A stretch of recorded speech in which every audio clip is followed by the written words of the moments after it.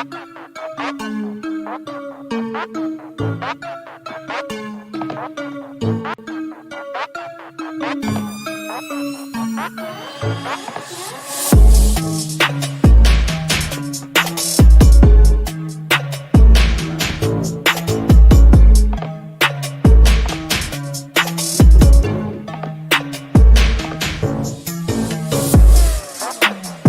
be with y'all soon.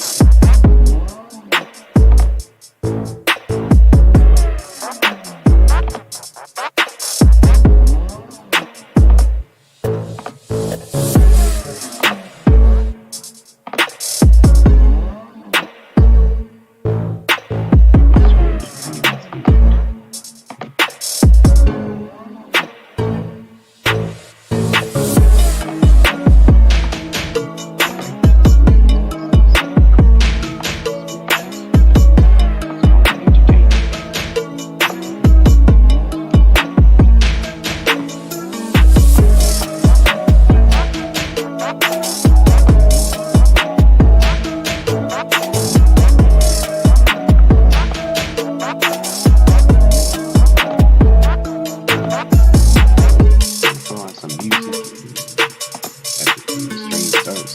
Like turn it on. Mom,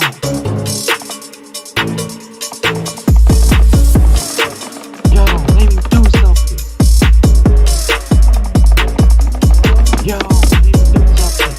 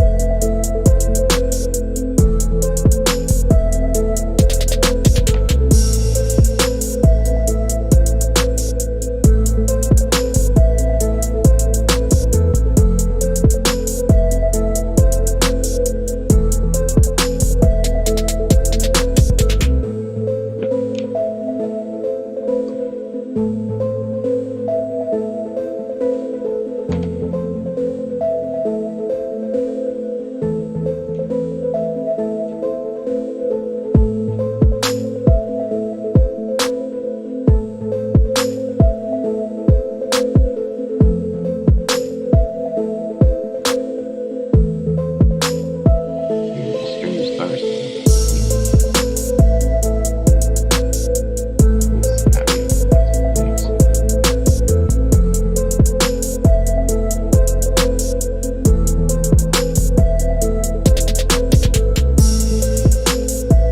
They ever just wait.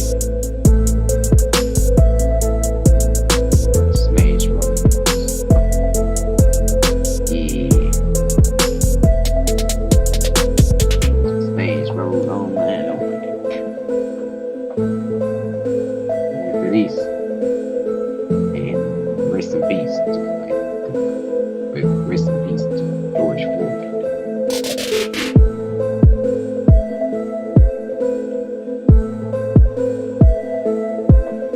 Did I actually know what happened to him?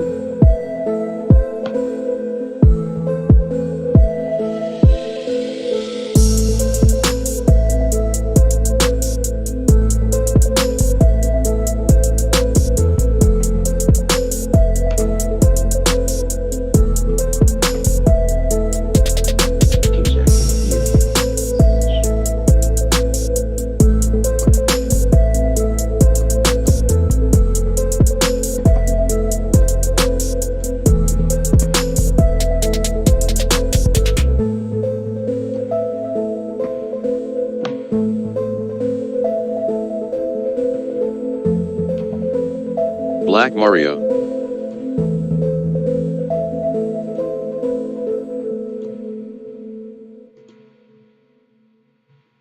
Said. Rip George Floyd.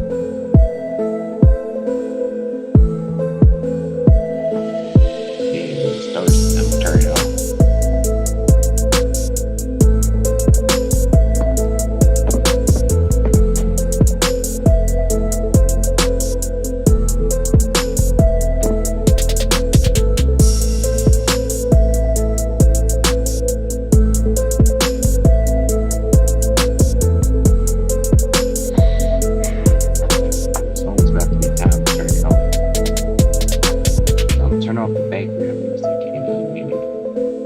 So starting at 10 a.m. Yeah, I'll do some Super Bowser Logan reaction.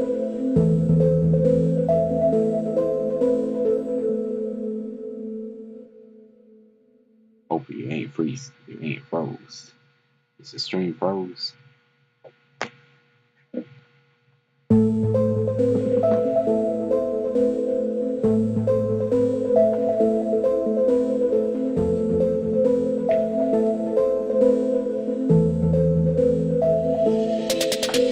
Now turn it down.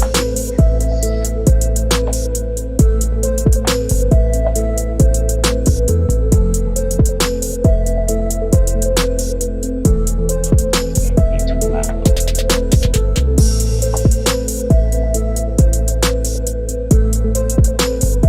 So there's no way until the stream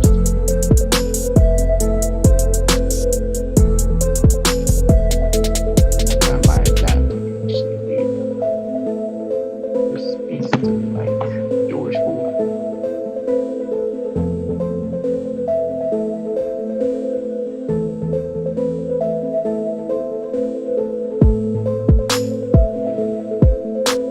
It's like Nick Cannon, he actually talks about that. Nick Cannon off Wild Now. Yes,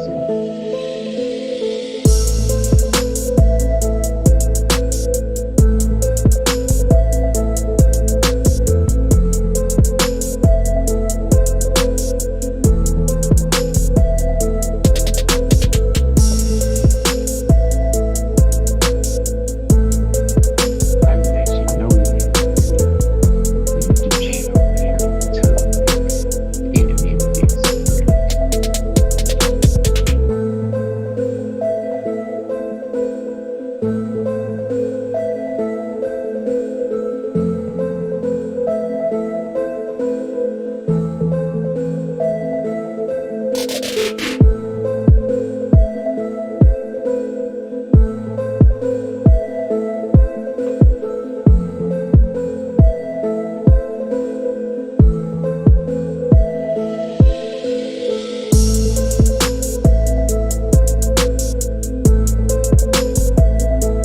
Yeah, probably most likely on MTV side. Talk about it.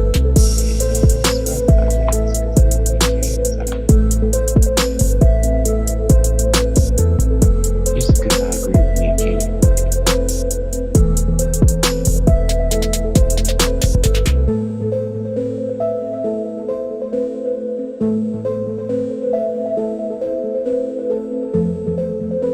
I'm not gonna really talk about it. This is the main point right now. I'm just gonna wait until it starts.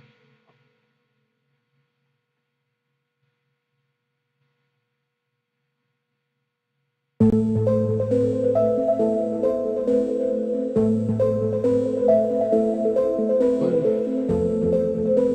trying to wait until it starts. Hey man, it's 10 a.m. I gotta turn it off.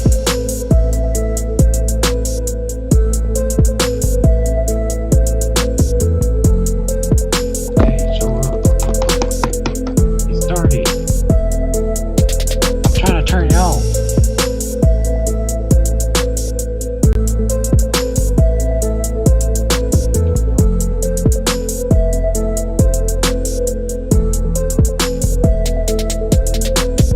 No, turn it off.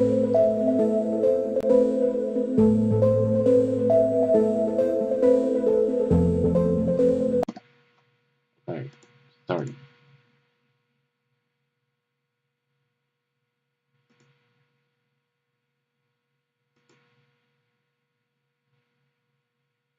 See, it's supposed to be started.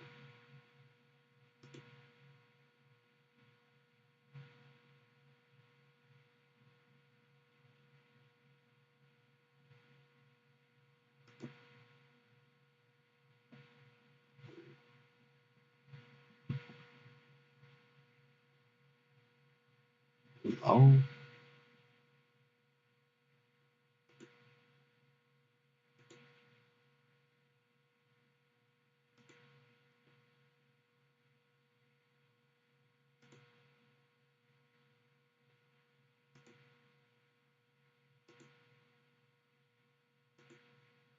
Okay.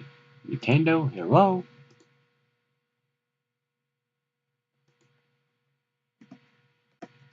Hello? Nintendo? I unmuted you so you can start. When you gonna start? Okay. Hello, Nintendo?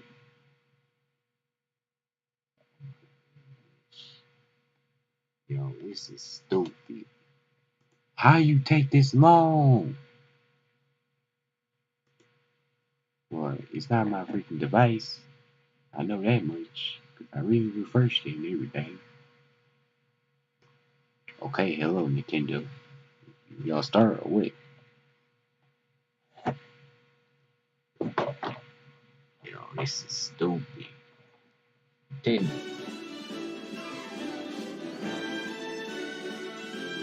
Hey, start this thing.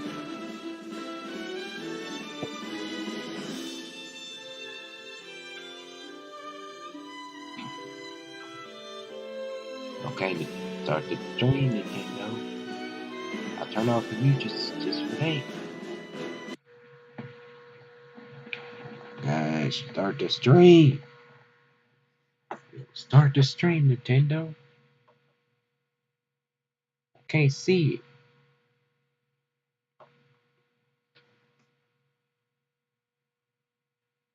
Okay, it's time to start the stream or what? I know it's at this point right here. Start, Nintendo.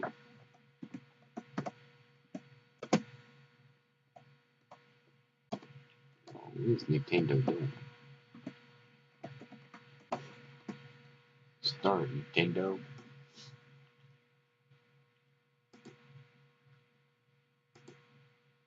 I'm not even seeing everything.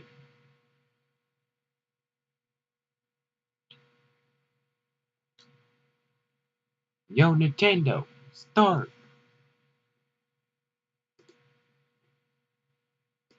Nintendo, start. By the way, this is actually Nintendo's YouTube channel. Nintendo, start. Nintendo, you gonna start or what? You said 10 a.m., so you better start. Seriously, I haven't got no sleep. I stayed up all night trying to promote my channels. And trying to see it. You start. What's wrong with you? Yo, start, Nintendo.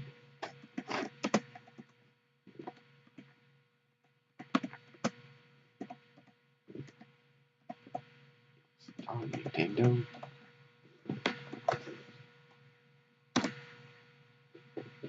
Yo, start, Nintendo.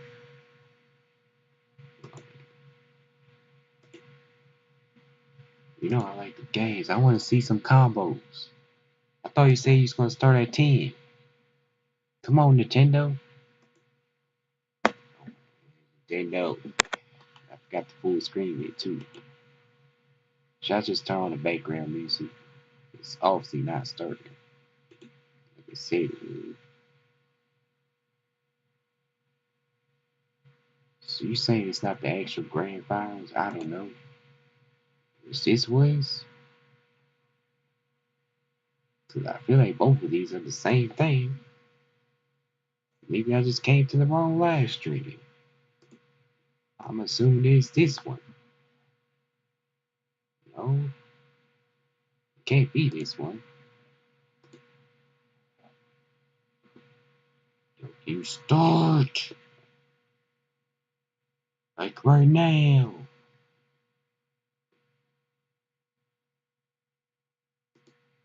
Is the title good?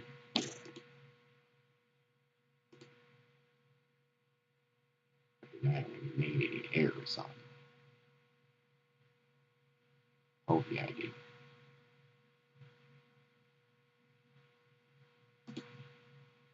Oh, I forgot the anime. Oh my gosh.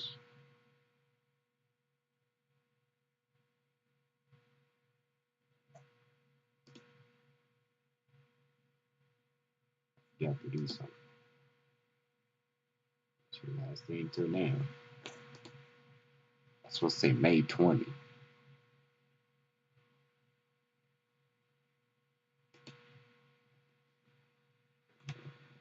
May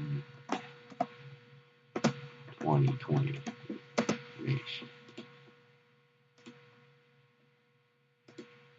May 2020 finals.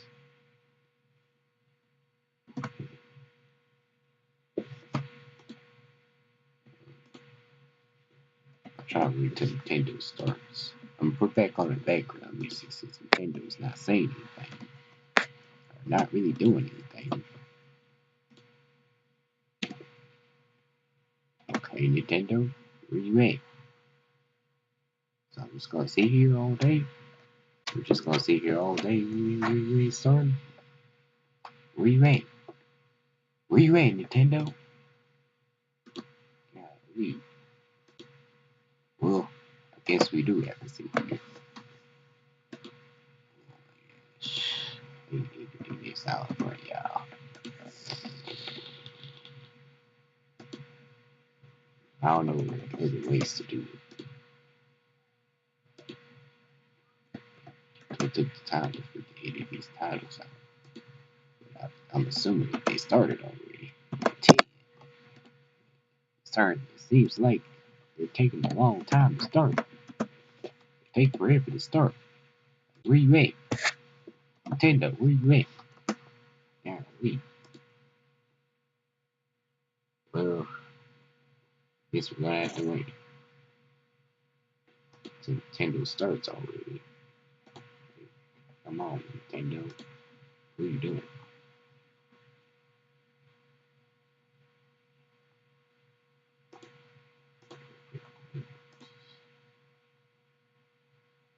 Okay, Nintendo. You're starting? I added an end screen to this time. Oh my gosh, Nintendo. Where you at?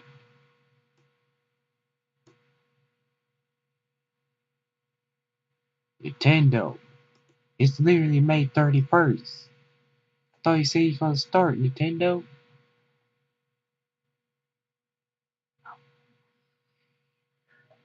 Okay, Nintendo.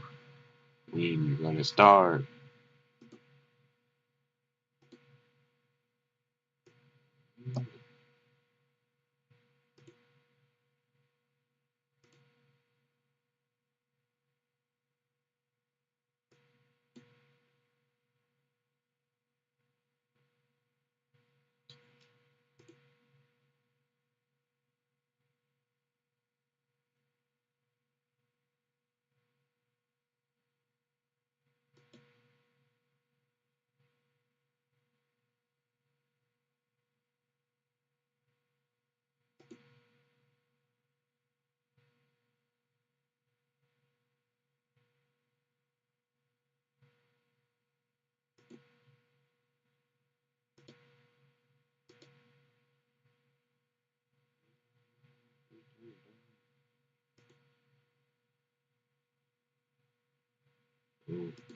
Eyes for nothing.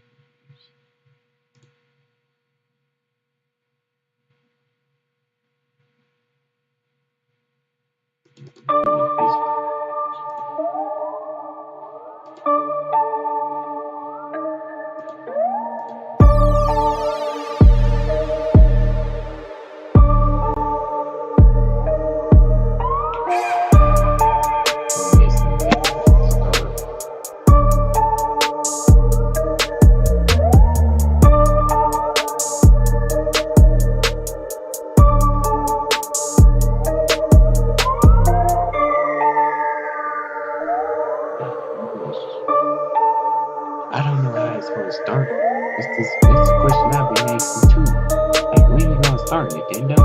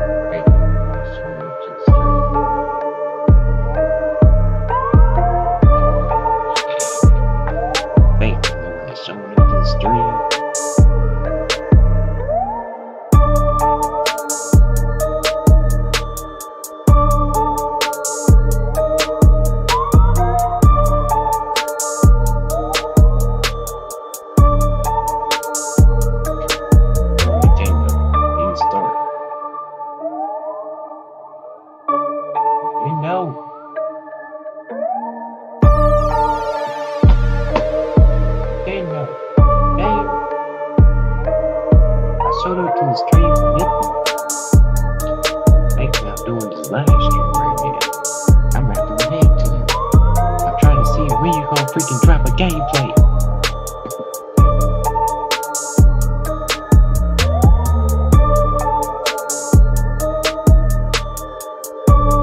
Nintendo.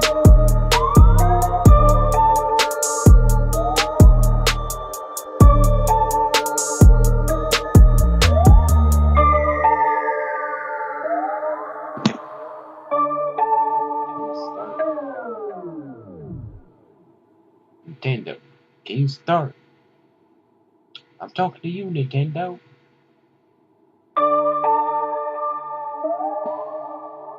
I'm not actually talking to Nintendo, because Nintendo is on the other side of the screen. I'm on the video channel right now.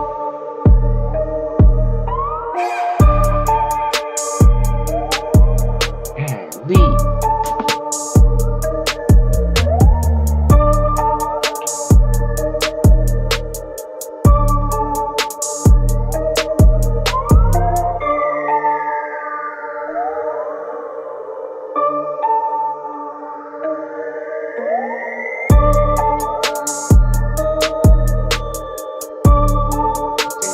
Can you start? I've been waiting here all day. Oh, he started. Wait. Did Nintendo start? Nintendo started. Let me go mute it right now.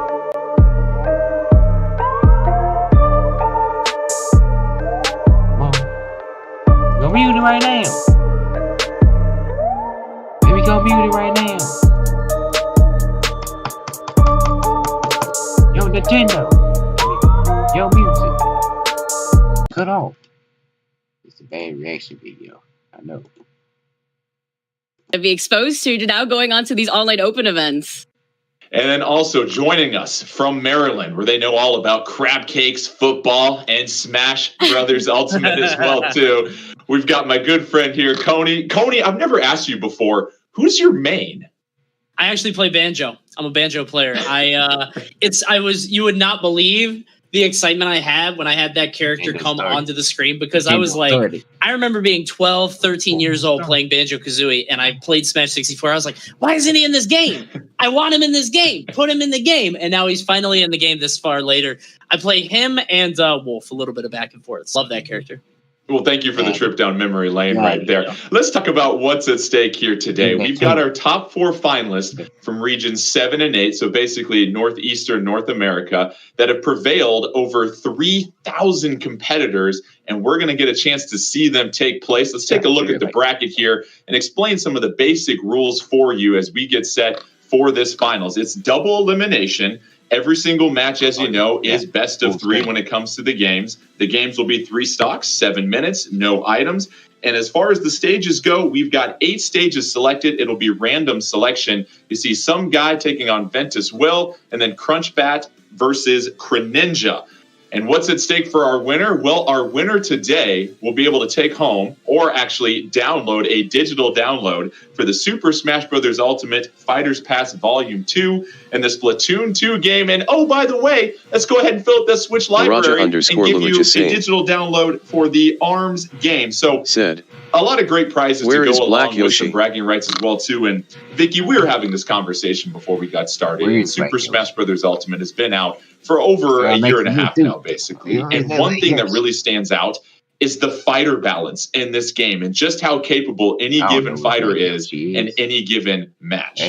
Well, with the amount of time that has passed already, I mean, we were just talking about this. There is no set best fighter in the game, and I think that's the beauty of Super Smash Bros. Ultimate. With over 70 fighters to choose from, there's a plethora of very capable characters that could really come on top. And I think that's the uniqueness that goes behind the individuality that players decide to choose into going with these characters.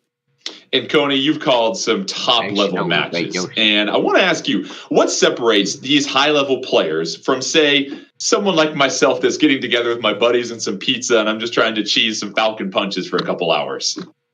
All of it comes down to resource management, I think. So what you'll find in a lot of sort of low to mid-level play are people who don't really manage their resources correctly. And they're not really thinking about it, right? You know, you're just trying to play a stock in between some bites of pizza or something, pour yourself some soda, something like that. But The issue is when you play at the top level, you're going to be playing against people that won't let you jump whenever you want. They won't let you get back onto the stage. If you're hanging on the ledge, you're not getting back on. So there are a lot of instances where you're just going to take 20, 30, 40, 50%, if not just losing your stock outright because you made one mistake. And at the top level of play, you just see just brutal punishes on the most innocuous errors that people make. So it's going to be really exciting seeing how the players play today.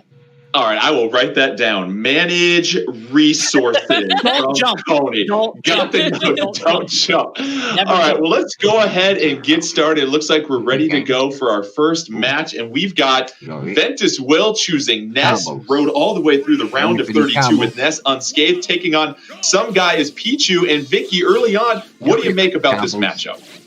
It's going to be quite interesting to see, because now that we have Pichu on the map, in general, Ventus Will, she's a really good Ness player. She capitalizes on what Coney was mentioning. And when it comes to Ness jumping in that space that Ness likes to use, that fair that you're seeing Ventus Will actually drift back with, it could be difficult for an overextension. So that's why you're going to see some guy use the jolts to try to force Ventus Will to shield. Do it. And Coney, you mentioned manage resources. Pichu going to take damage on a good amount of their attacks. And so you've got to be really careful as we see the first KO already. Some guy getting out to an early lead.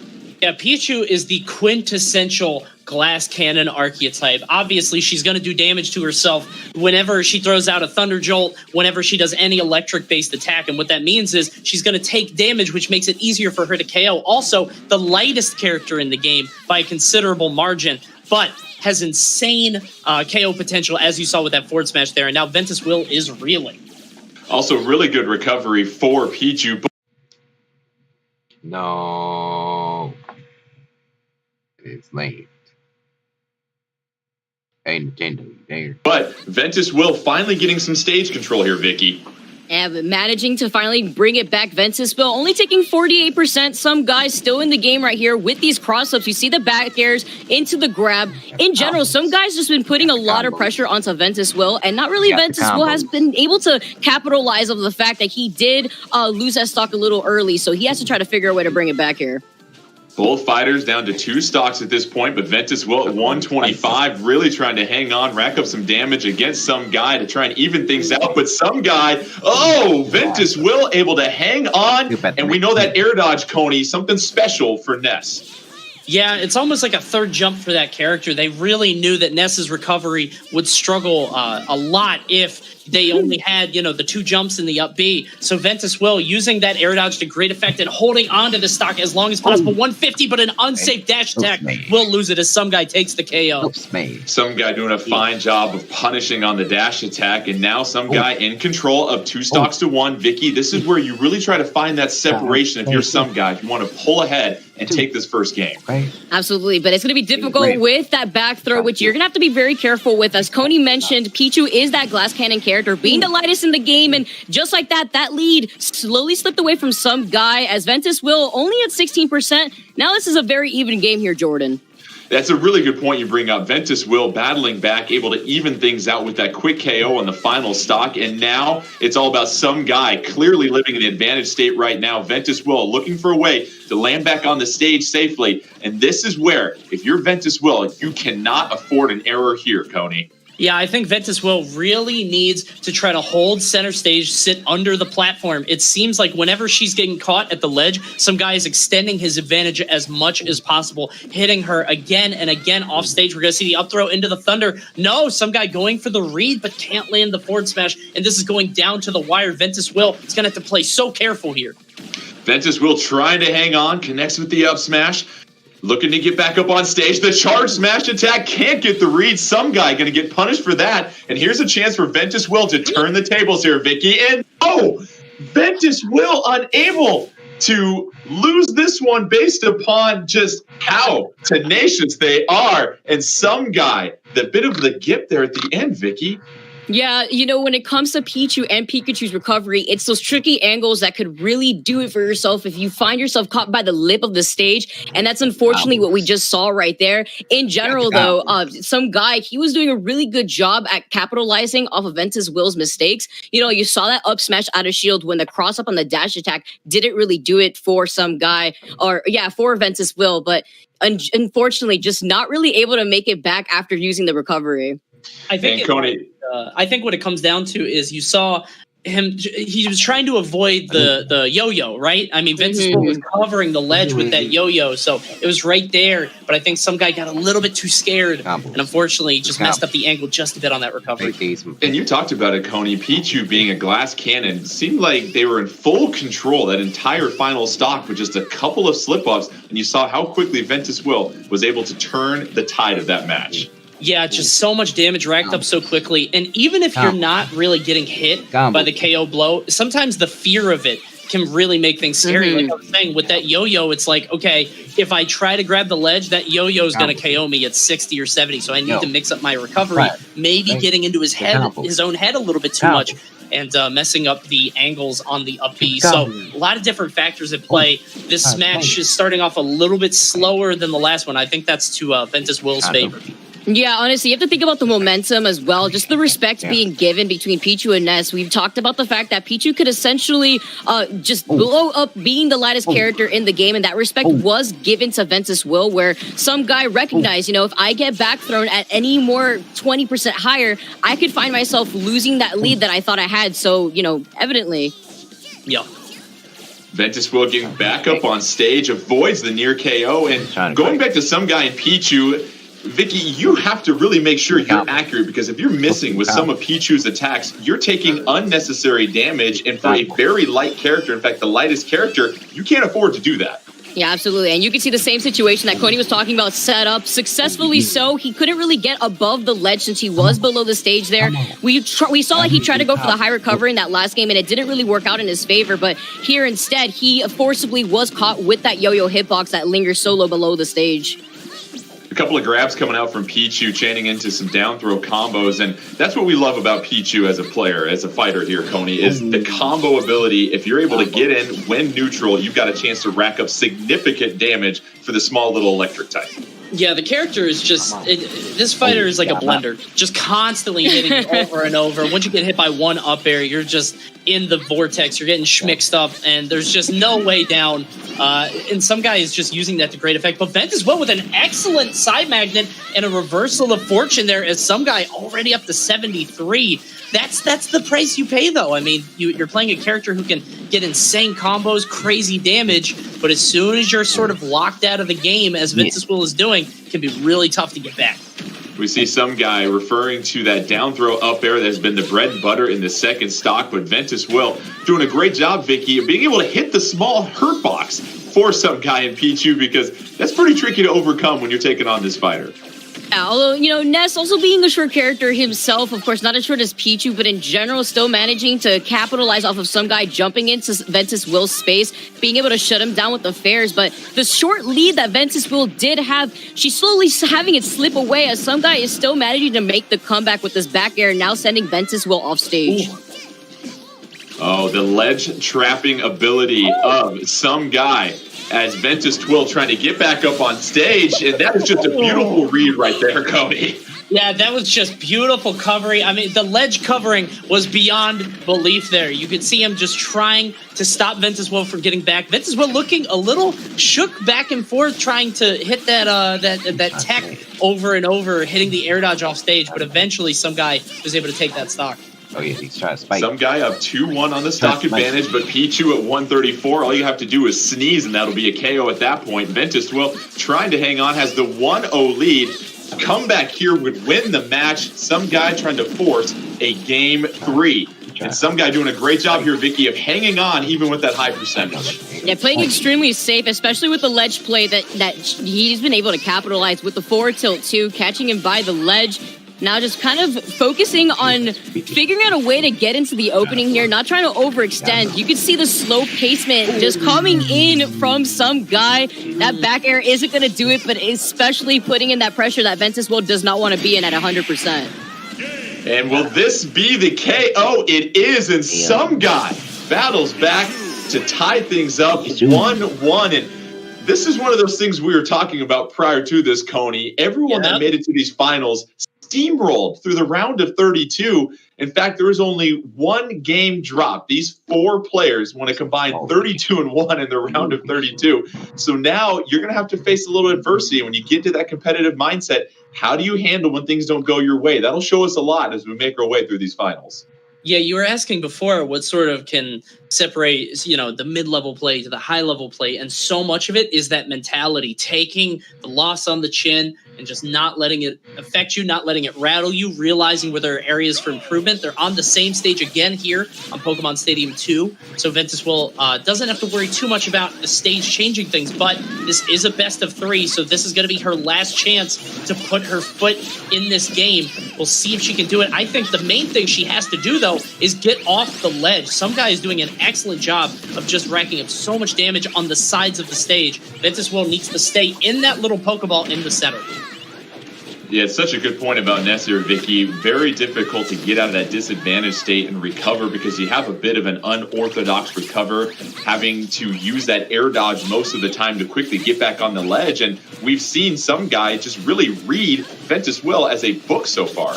Yeah, honestly, some guys just been capitalizing over the fact that Ventus Will has not been able to land whatsoever. Ness having that big noggin also prevents him from being able to land safely. Once he's in the air and he's above you, it could be a little tricky to try to land safely against a character as fast as Pichu. And Ventus Will with Ness, some guy with Pichu, winner of this game, will move on, take the match, and advance in our bracket. Loser will drop to, obviously, the loser's bracket. It is double elimination, top 4 players in regions 7 and 8 as we get action started here. Both fighters still in that first stock. Nobody really taking advantage here, and it seems like for Ventus Will, you gotta maintain stage control against Pichu here because you can't get on these ledges like we've seen in the first couple of games here, Coney. That's where you've really struggled against Pichu. Yeah, no question. You can tell that the pace has really slowed down. We're about to hit the 100-second mark on this first game, and no stock has been lost. And that's not for lack of trying. You saw some guy hit the down smash in the center stage trying to go for these board tilts and eventually going to land into that back air from Ness. Now, Ventus was going to do everything she can to try to hold that stock, but she's going to eat a back air of her own, and it's a 2-stock game. Yeah, quick stock trade-off right there. Both fighters down to their second stock. As we mentioned before, winner of this game will move on in our bracket.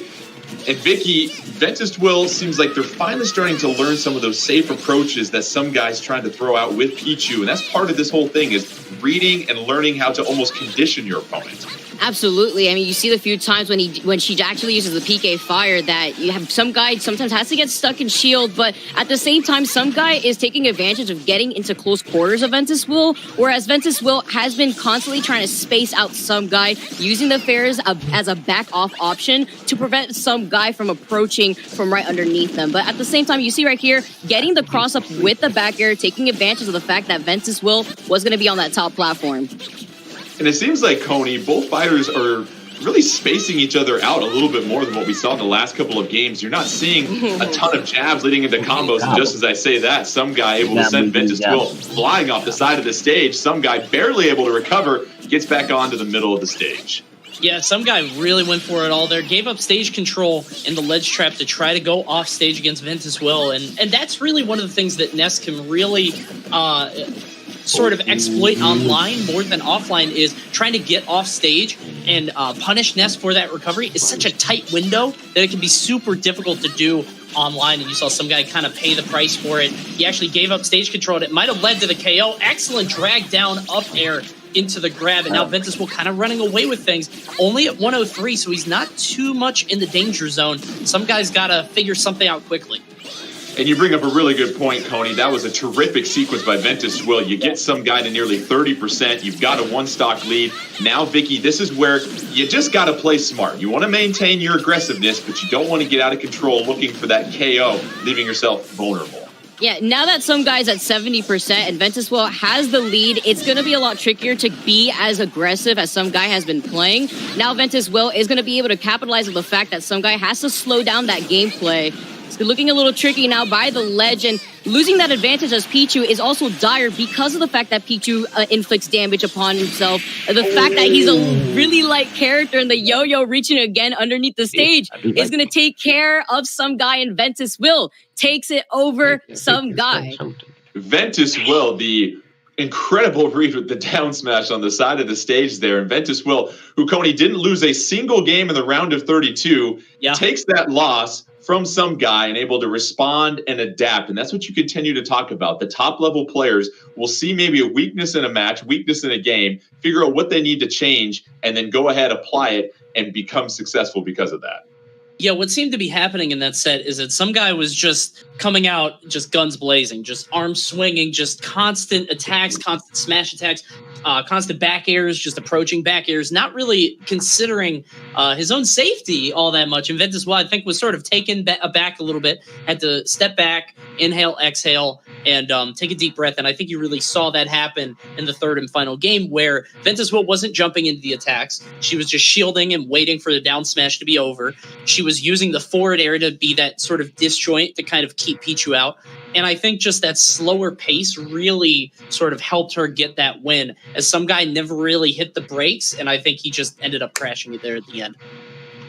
Let's go ahead and take a look at the bracket and see how things advanced after our very first match in this finals double elimination bracket. Ventus Will from Canada advancing on to the next round of the winners final. Some guy will head down to the losers semifinal, which brings up our next matchup, Crunchbat taking on Greninja. And this is going to be an exciting matchup here because, Vicky, we saw Greninja primarily use Cloud all through the round of 32. However, did make a switch to Joker when they faced an Inkling character. And then Crunchbat, as we know, has been just a very solid Mewtwo player. And so, once again, the fighter diversity, you have to know about the fighter you main, obviously, but then also knowing the different matchups, and a lot of studying and preparation goes into preparing for your next match. And Greninja has gotten all that experience too. Just seeing that Greninja is mostly a Wi-Fi warrior, so they have that experience in the pocket where they're able to utilize Cloud's utility, where Cloud isn't as easily gimbable online when it comes to fighting in these Wi-Fi matches than offline. So he's going to be able to capitalize off of that when it comes into fighting against a character like Mewtwo, where Mewtwo's tail is a hurt box, and Mewtwo, not the heaviest character in the world, actually one of the lightest. So it's going to be pretty dire when it comes to Mewtwo also landing against a character like Cloud when he has stage advantage and that really big Buster Sword. All right, let's get you set for the next winners bracket match here as we get set to figure out who our grand final winner will be here eventually. Don't forget, the winner of this entire double elimination round will get a digital download code for the Super Smash Bros. Ultimate Fighters Pass Volume 2, the Splatoon 2 game, and ARMS game. Let's see who we have here between Crunchbat and Greninja. And, you know, Vicky bringing up a good point here, Coney. Yes, you've got your hitboxes as a character, and some are disjointed, some are short, but then the hurt boxes are different. You have to factor in weight and size, and Mewtwo with that tail, that's like getting your carry-on baggage swiped in the airport and taking damage for it. Yeah, it doesn't really seem fair in some ways. That we were just talking about glass cannons, and I hate to reiterate the same point, but Mewtwo is very much sort of the same kind of character in that incredibly large, so huge hurt box, but very light at the same time. And what that means is you can just kind of space moves and throw out these moves. And if Mewtwo gets clipped by them, you know, whereas one character taking 12, 13%, that might be, you know, maybe a 10th or a 13th, a 15th of their stock. For Mewtwo, it's like a 5th. You know, like it's a way bigger punish. So you have to be a lot more careful with Mewtwo. And with that tail, man, just getting nicked by that tail. If you get grabbed that way, if you get hit that way, especially if you're fighting Cloud or a character like that, it can be very difficult because that character just wants to throw out hitboxes to sort of space you out. And there's no way in on that if you're playing a huge character like Mewtwo. It's going to take some crafty play here from Crunchbat, I think. And that's a really good point you bring up, Coney, because Vicky, a lot of times you're going to have your main, but you might realize it's just not a good matchup. And with so many fighters, every fighter is going to have a weakness and struggle against somebody else potentially. But this is when those counter picks come into play. And for most of our finalists here, we didn't see them change to a counter pick too often. But now that you're facing the best of the best, you've steamrolled the competition. You haven't lost a game coming to this point. Now you're facing some folks that are in the same boat as you. You might have to make that fighter swap if you're seeing that you find yourself in a bad matchup. Yeah, it seems like Crunchbat honestly stuck with the solo Mewtwo. So the fact that Crunchbat has been able to get this far playing against a glass cannon like Mewtwo, it shows that this guy's probably a specialist with his character. So he's going to have to readapt around a character like Cloud. We did see actually Greninja use Joker at one point, but I don't think we're going to have a switch up in the matchup, at least from Greninja's point of view. Oh, actually, he made me eat my words. He actually started the game with Joker here. So we're going to be getting a feel. Maybe Greninja actually switching the next game, but opting to start off the set first, testing out the waters with Joker. I'm surprised, honestly, for all the reasons that you were just saying. I feel like Joker, great character, obviously, but I feel like not tailor-made for this like his other character would be. But we'll see how he performs here as Crunchbat, starting off with not a great opening, but he's able to answer back with just 2 moves. Again, it's that glass cannon, man. Mewtwo, when he hits you, he hits hard. And it's such a good point you make about the switch to Joker. You figure with Cloud, you've got some large, disjointed hitboxes coming out. But Joker, you never know. You want to bring Arsene to the battle and go toe-to-toe with Mewtwo. But right now, it's pretty even. Both fighters fresh as a daisy on their first stock. And a nice trading blow. But here comes Arsene out. And when you're facing Arsene here, Vicky, and you're Mewtwo, you have to change your game plan for about the next 30 seconds. Honestly, the same situation that Mewtwo would have faced against Cloud and just the large hitboxes that Cloud has, now the same would persist with Arsene, where you have to be really careful with that back air. You have to get a little aggressive because you want Arsene to be off the board, and the more you hit Joker, that would be the case. But here, you essentially have Greninja doing a really good job at keeping it even with Crunchbat, and Crunchbat not trying to overextend himself, respecting Arsene more than anything. Both fighters near 100%. Oh, the read gonna go ahead and get hit. The confusion in Mewtwo sets up the smash attack, and Crunchbat taking the first stock here, Coney. An incredible confusion there to stop Greninja in his tracks. Crunchbat taking the first stock and running away with it. Arsene is back, but it doesn't matter. Another confusion to levy him off. And now he's going to try to hit him with this back air. Can't quite land it. Crunchbat in a bad position. But the back throw might seal it, not quite. And now part of me is wondering, maybe we should have seen the Cloud. I definitely agree with you there, Cody. Yeah. Right now, it's just looking like a struggle. Oh, we know Tekken getting that back air, clipping Greninja by the ledge. Unfortunate, but with this significant lead here, Jordan, now it's going to be difficult for Greninja to even play patiently to try to bring it back, because now Crunchbat has essentially the green light to go all in. And as you mentioned, Crunchbat has got some terrific spacing and defensive tools. We've seen using that disable and confusion to really mitigate a lot of the aggressiveness coming out from Greninja, and Crunchbat putting on a display, an absolute clinic here with Mewtwo in this first game, Coney. Be a 3 stock if he could just get this one last game. Greninja has no Arsene on deck, which is just going to make things harder and harder. Tries to get the read into the up smash. Can't quite land it. Greninja taking one, but I don't know if that's going to be enough to turn this one around. This one might just be in the books. Yeah, it's a steep slope to climb if you're Greninja right now, but you never say never. You've got a light floaty character in Mewtwo, but you've seen Greninja just hasn't had a ton of success getting in close, applying pressure, and racking up those combos that Joker's so well known for. It's been all Mewtwo mitigating a lot of those advances coming in, and Mewtwo really dictating the pace and play of this match, Vicky. Yeah, you can't count out Mewtwo just yet. So you can't count out Greninja just yet, just because of the fact that Mewtwo is that light character, but with the down air spike catching Crunchbat off guard. And although there is 160% on the board, this is still quite a steep here for Greninja to try to bring it back. But again, not impossible. Now being able to use his confusion to actually catch Greninja off guard whenever he is trying to go for a jump in here. But you see him slowly coming back. This would be amazing if he could pull it off. One of the scariest things about Mewtwo is not only can they KO you with strong moves, but no way! Oh! Catch KO Greninja brought it all the way back, staying at above 100%, all 3 stocks. That was unreal. Greninja not joking around with Joker. An unbelievable comeback, was staring at triple percentage for 2 of those stocks, comes back down 3-1. And as Coney said, Vicky, Mewtwo is a glass cannon. You can apply a lot of damage, but you better make sure you are playing a strong defensive game, because you can see how quickly, to quote the fine words of Michael Scott, how the turns have tabled.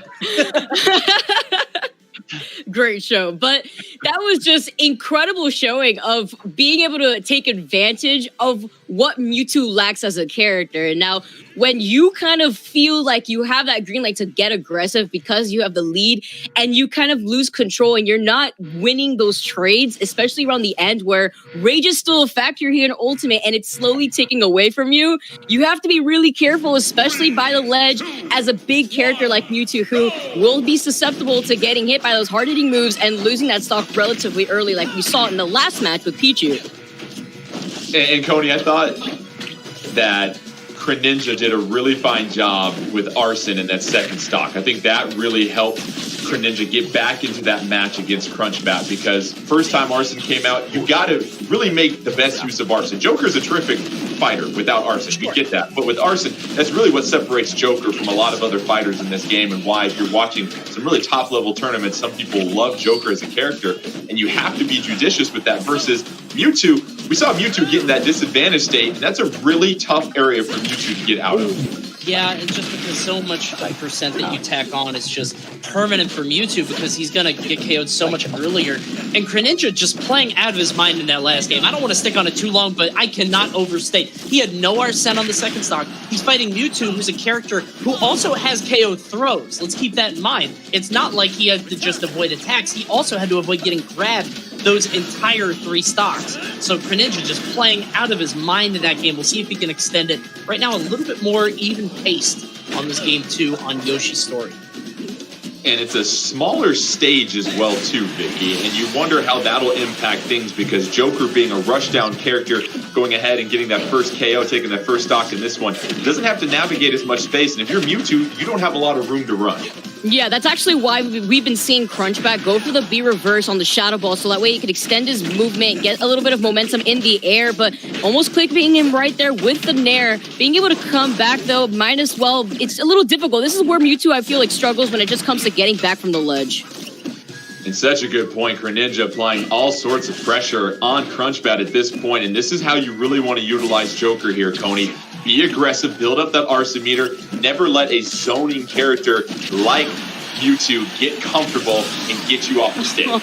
Yeah, beautiful forward air there, that Shadow Claw from Crunchbat. And we were sort of wondering why Greninja would go Joker instead of Cloud, but I think it's a different sort of game plan that's really paying off for him. So whereas Cloud wants to keep you out, and he wants to throw out those disjointed aerials and make sure Mewtwo doesn't get in, Joker is more of that sort of chic Greninja sort of archetype where they want to get in at the right times. They use their mobility to land a hit when you're vulnerable and then sort of rack up damage from there. And I feel like he's really been making the most of that. And then Arsene just is so punishing as you see Crunchbat struggling to get back to the stage. He does get stage control, but Greninja is just on it.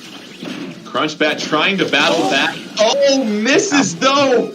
Oh, the confusion, can't capitalize. That might be a turning point in this match here, Vicky. Yeah, unfortunately, whiffing that forward smash, that was the perfect opportunity for him to take advantage of the fact that Greninja was unable to do much in that situation. But now with only 1 stock, Crunchbat losing the ability to try to keep this match even. Again, we've seen time and time again these fighters being able to bring it back, but now Crunchbat in the backseat having to come back from the situation. And it's an interesting point. Greninja now in control. Here comes Crunchbat, able to punish with that forward smash. Connects on that one. We'll give you a 1 for 2. That'll still work out in this match.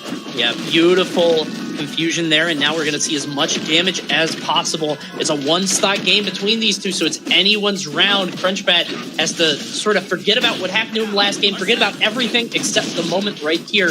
Arsene is here, so it's going to make things a little bit difficult. Has to watch himself getting back on stage, especially after how that first game ended. He's just in such danger when he's at the ledge. And what we see here, Vicky, is Crunchbat really utilizing shield off stage, and that will do it. Greninja, after battling back in the very first game, full control in the second game, doesn't give. Crunchbat the chance to create a comeback, and it will be Greninja moving on, going with Joker versus Cloud. And Coney, I thought you brought up some really good points. The fact that instead of using those disjointed aerials with Cloud, you're going to find your opportunities to rush in when you're playing as Joker. And you really have to, once again, resource management, manage Arsene. And we saw really Greninja have a much more manageable game, that second game, and really be effective against Mewtwo, and Mewtwo trying to use a lot of those confusions and disables to slow things down. Yeah, it seemed like Greninja was much more comfortable playing the game that way, the way that he was just sort of maneuvering in and out, getting around Mewtwo's hitboxes with Joker's high mobility. Seemed like a different sort of game plan. And there at the end, you saw Crunchbat trying to get to the ledge, but slightly mistiming. And it's those slight execution errors that can cost you stocks, cost you games, and cost you sets in that instance where he just tried to get the ledge, floated a little bit too high, Greninja capitalizing with that forward smash and taking the set. Yeah, essentially to follow up from what Coney had said at the very beginning where, these pro players, they capitalize off of your mistakes. And that's essentially what we saw right there from the high recovery. You saw that, unfortunately for Crunchbat, he was unable to get to the ledge for that invincibility, and he essentially paid the price for it. Let's go ahead and take a look at the bracket as we get done with our second match in the winner's bracket as well, too. Advancing on to the next winner's final will be Ventus Will taking on Greninja, and you'll see some guy versus Crunchbat. They'll face off in the loser semifinal, but we're going to go ahead and advance to the winner's final next to figure out who will have their first spot in the grand finals. It'll be Ventus Will taking on Greninja. We saw Greninja utilize that Joker so well, but then Ventus Will with Ness. And you start to look at this matchup here, Coney, and what comes to mind when you're seeing Ness taking on Joker here? I don't want to eat my words again, but I feel like I think it might be Cloud. I really do, because Cloud against Ness is it's difficult. Ness obviously wanting to sort of keep people out with that forward air, so sort of push people out of the way and be able to space it out. But Cloud just having that sword, Ness does struggle against sword characters in a lot of instances. So we'll see if he opts to go for that. However, one of the things to keep in mind is, as we saw in the first set with Ventus Will, she likes using that yo-yo off stage, and Cloud can have a really tough time recovering if they don't snap to ledge perfectly. That yo-yo is going to cut them off every time. So maybe I would not be surprised if Greninja actually opts for the Joker, but I think sort of in the moment-to-moment gameplay on stage in the neutral, Cloud would be beneficial. It really comes down to player preference. As far as I know, Ventus will using Ness the entire tournament, so she's going to stick on that. So we'll have to see. I'm really excited. And Vicky, are there any similarities between Ness and Mewtwo? Because if you are Greninja, do you basically stick with the same strategy if you're looking at your matchups and realizing, okay, my opponent's choosing a fighter where there really isn't too big of a difference in the way that they might play? What are your thoughts on that Ness versus Mewtwo comparison? Perhaps Greninja understanding that Ness likes to approach in the air a lot. You see a lot of the fairs coming out from Greninja in general. Ness likes to approach with fair, and he may be essentially backing down, being as patient as we saw within the last game, where he was even able to bring it back from a 3-stock disadvantage. I think we're going to be seeing a more slow-paced game, at least from Greninja's side of things. From Ventus Will, I think Ventus Will, she's going to have to essentially capitalize off of the fact that if Greninja goes Cloud, as Coney was saying, take advantage of Cloud's biggest disadvantage state, and that is being off stage. And Coney, we talk about the match within the match, how you're starting to learn about what your opponent's going to do. And you hear that term conditioning thrown out. And for some folks that are really starting to get into the competitive scene, what does it mean to condition your opponent throughout a match? Well, it really comes down to your character choice. So there's certain characters who really want to force you to do things like shield. So what they'll do is they'll just use a lot of smash attacks. They'll use a lot of really strong moves that you want to sort of put your block up for. And then once you start doing that, they'll lead into grabs. And then the grabs may actually do more damage than the smash attacks. And you may not even realize it. Sometimes what people do is they'll intentionally leave things open at the ledge. So let's say I've got somebody at the ledge and then I'm clearly not covering normal get up. Eventually somebody's going to, just stand up into something, and they may stand up right into a forward smash. And I'm interested to see if Greninja goes for something like that. I think we saw it in the last match against Crunchbat with that forward smash on the Mewtwo, but it looks like he's opting for Cloud here on Yoshi's Island. You know, Coney, I was going to credit you for looking into the crystal ball. Normally when it's cloudy, you don't have a good say on things, but you see cloud here, and early on, it's Greninja with a slight advantage over Ventus Will. Going as Ness, we saw Ventus Will with Ness really take care of business against some guy earlier on, and a small, light character in Pichu they faced, and now you've got a little bit more of a target in Cloud. But Vicky, with Cloud, it's all about how you utilize Limit when you get that chance to release one of those powerful special attacks. Yeah, absolutely. You have the Limit online right now, and we had seen before where he was able to use that cross slash to essentially anti-air Ventus Will, and I think we're going to be seeing that in the matchup in general, but something that Ventus Will was able to do very well there was respect the Limit. You see that Ventus Will has been racking up the damage with the PK Fire, but he doesn't want to use it so close to Greninja, or else a back air like that is going to happen, where now he is at a disadvantage, where, you know, Greninja's only taken 73%. And Greninja well in control in his first stock, already a one stock advantage over Ventus Will. You see that Blade Beam coming out, racking up a terrific amount of damage. And Coney, for Greninja and Cloud, any opportunity you get to knock Ness off the stage, but a bit of a miscalculation, that up B sending Greninja to an early demise in their first stock. Yeah, wondering if Greninja just hit the button one too many times and like didn't realize it, or if he was just trying to take Ventus down with him.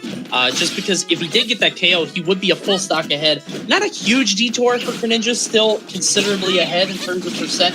But, you know, obviously you don't want to lose the match after that and start thinking, well, what if I didn't give up that stock? What if I didn't SD? I have to see how he... Oh, that should be... Yeah, that should do it. Yeah, now he's not too worried about losing that first stock that way. But I do believe that he wanted to try to drag him down with that double up B, which, you know, Cloud could actually keep you in place right there. But lucky for Ventus Will, he did avoid it. But unlucky for Ventus Will that he was going to lose that stock to that Limit Cross Slash, something that you're going to have to be worried about with now Greninja up basically an entire stock over Ventus Will. Greninja in full control in this matchup. Just so much range on those disjointed hitboxes and aerials coming out from Cloud. Here comes another Limit. Cross slash off stage, trying to gather Ness. And how about that? Greninja didn't need to use the down air there, Coney, but he does. And now Ventus Will has got some life on the final stock. He definitely shouldn't have done that. Okay, it doesn't matter. It doesn't matter. Hits him with the Charles Barkley swing, and that'll do it. Yeah, he didn't really have to go for that down air, but it's always a risk that you can run sometimes when you try to go for the pick style, go for the clip. I think he was at an advantage, such high advantage that it didn't really matter too much. He's like, all right, if I lose my stock here, whatever. And he did end up winning, but yeah, that was a statement he was trying to make. Yeah, sure. I mean, you just want to put on a good show for the audience at home now, you know, watching everybody just trying to be the star of the show essentially. And although it did cost him his stock, he managed to take the first game now. Yeah, it'll be really interesting to see if Ventus will stick with Ness, because we saw there, Vicky, Ness had a really difficult time trying to get within that range of that Buster Sword for Cloud. And so we'll see what happens. No, sticking with Ness. Ventus Will saying, I went with Ness, I started with Ness, we rolling through this together. Let's go ahead and get to Pokemon Stadium 2 here as we get set for a second game in this match. Winner will advance to the grand finals. Loser will be sent down to the loser's bracket. And already it's Greninja once again here, Coney, with those hitboxes, outspacing Ness, but Ventus Will finally trying to get a couple of connections here, but once again off stage. Yeah, Greninja being a little bit too eager, I think, pulling the trigger on that Limit. You saw the cross slash there. I think he's trying to get Ventus Will jumping into it, but Ventus Will, again, sort of like we were talking about earlier, managing the resource. Ness's double jump is just so precious to that character, because if you get knocked out of it, it's usually your stock. So I feel like Greninja has to do a better job of sort of waiting, sort of pumping the brakes, waiting to see what Ventus Will is going to do. Meanwhile, Ventus Will wants to get Greninja off stage and get a yo-yo gimp, because I don't think we've seen a single one thus far. Ooh, but unfortunately, though, you're right close to the ledge lip. Gonna get hit by that spike with the double up B, and we had seen in the last game Greninja try to go for something similar, but this time around actually managing to land its mark onto Ventus Will, and now that lead is slowly slipping away from Ventus Will, and now Greninja now being able to capitalize off of that. Greninja with limit charge, misses on the cross slash, and Ventus Will gonna punish for the miss there. And that was huge there, Coney, because now you have a chance to make it a little bit more of an even match. If you had eaten that cross slash, that would have been a huge advantage for Greninja. Yeah, it probably, obviously, it wouldn't have taken the stock, but it would have done so much damage and put Ventus Will off stage. Greninja, again, maybe needs to be a little less eager to let it go on the limit. You can hold on to it for up to 15 seconds, so maybe try to find your moment, pick your spot. Some Cloud players, they'll opt to use it, right away, just to get it off the board and just to try to catch their opponent off guard, but you may want to be a little bit more judicious about it.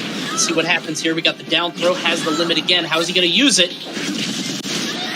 Oh, he does catch his landing right there, and he's been doing that quite a lot, actually, against Ventus Will. Greninja now gonna hold on to these two stocks versus Ventus Will, and it's just difficult in general for Ventus Will to essentially jump into that Cloud space, the respect, and being able to utilize that side B.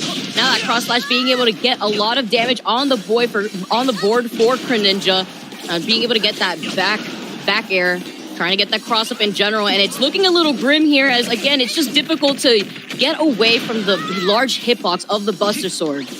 It's such a good point. A couple of cross slashes in this stock have really created a separation for Greninja. There's the down air that Greninja was looking for in the first game there, Coney. Able to connect, and Greninja, no issues whatsoever against Ventus Will. Ventus Will, remind you, didn't lose a single game in the round of 32. But now gets sent down to the losers bracket, and it's Greninja advancing to grand finals, putting on an absolute clinic with Cloud against Ventus Will and Ness. Yeah, brutal down air there. One of the things that we talked about earlier are the diversity of fighters, right? There are so many great fighters.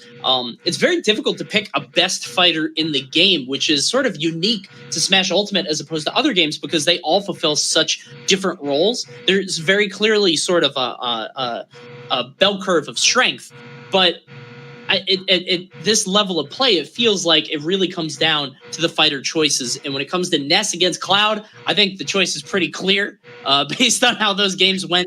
Ventus Will just really struggled to get any kind of momentum, anything rolling there. And so with that, Greninja going to use that Cloud to great effect and move on to winners finals. Let's go ahead and take a look at the updated bracket after our last match there. And as we said before, winners final, Greninja advancing to the grand finals. Will take on whoever emerges out of the losers bracket. Ventus Will, don't count them out. They've got a chance to maybe recalibrate, rethink their strategy. You figure if they move on and face Greninja again, it will be interesting to see if they decide to go with Ness once again. But we're going to take a quick little break here, and when we come back, we will start with our loser semifinal and figure out who will eventually emerge and face off against Greninja as we continue to finish our first round of finals, regions 7 and 8, in the Super Smash Bros. Ultimate North American Online Open, May 2020. We'll be right back after this short message.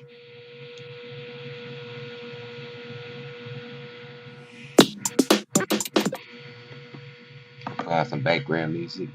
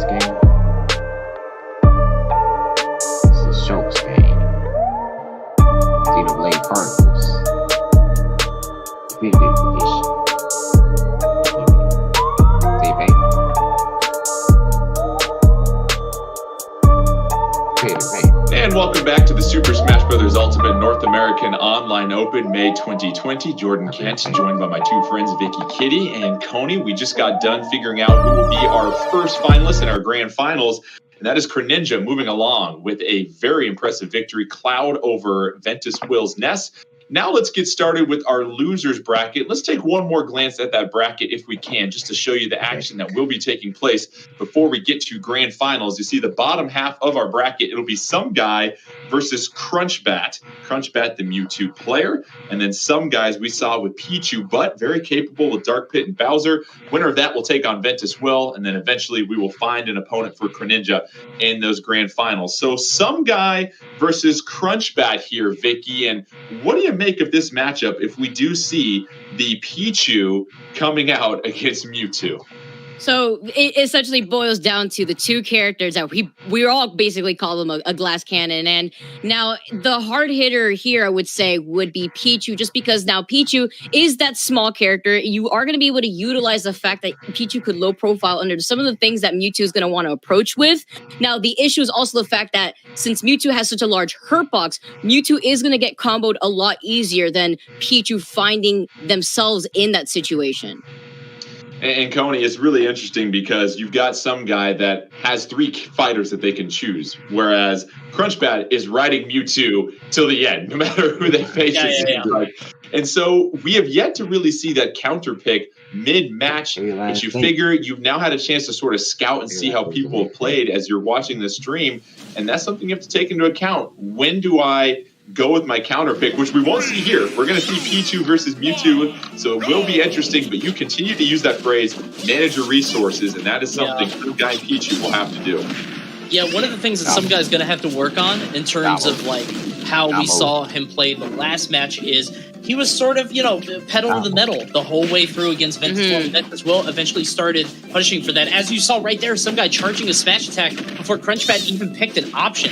It feels like Some Guy is just maybe a little bit too eager, maybe a little too ambitious at times. And because of that, he's just getting punished again and again. It seems like the early aggression has paid off against Crunchbat. Crunchbat, to Some Guy's credit, Crunchbat is going to have to hold shield a lot just because with how light Mewtwo is, these back airs could be devastating, especially on a stage as small as this one, even only at 107%. It's got to be very careful. And Some Guy, as we mentioned, with the early advantage, already has Crunchbat up to 127. Crunchbat with Mewtwo, we saw using that confusion and disable to really set up a lot of those KOs and those smash attacks here, Vicky. But right now, it's all Some Guy, just keeping Crunchbat off the side of the stage. But don't forget, Crunchbat has got some of those KO throws. Yeah, being able to throw out Some Guy off the stage, but Some Guy managing to find that stage control back online in the back air. The last hit just being the only one necessary to land onto Crunchbat, taking that first stock, and overall, essentially boiling down to the matchup that I was referring to where, you're going to have Crunchbat taking more of those hits because of the large hurt boxes, but you see him trying to take advantage of using the platforms to expand on the movement ability. That Shadow Ball catching him off guard as he was trying to roll into the platform there. And overall, that's what you're going to be seeing Crunchbat do on a small stage like this. He's going to try to utilize the platforms to essentially expand onto where he could land. And you bring up some really good points. And Coney, we continue to see Some Guy with Pichu is going to get so many different combos off of those throws. You've got to be able to create a little bit of distance between yourself and Pichu. And so far, no luck for Crunchbat in creating a little bit of real estate between the two of them. Yeah, it just could be so dangerous if you're too close. Air dodge is off stage. Now that's privilege, being able to do that and still make it back to the stage. A lot of characters can't do that, but Mewtwo, very lucky in that regard, was able to air dodge off stage and still make it back, but even still, he's on the ropes going from post to post. Just that back air from Some Guy being laid out, but Crunchbat waiting it out, doing a good job here. Huge down smash, and that's going to be the KO. And that was really good timing, too.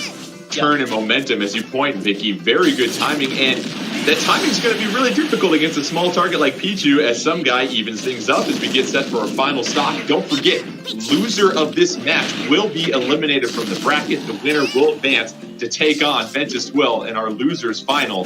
Right now, it's Crunchbat already eating an early 70%, and Some Guy, Coney, just so capable of racking up damage so quickly, that Mewtwo being such a big, large target once again.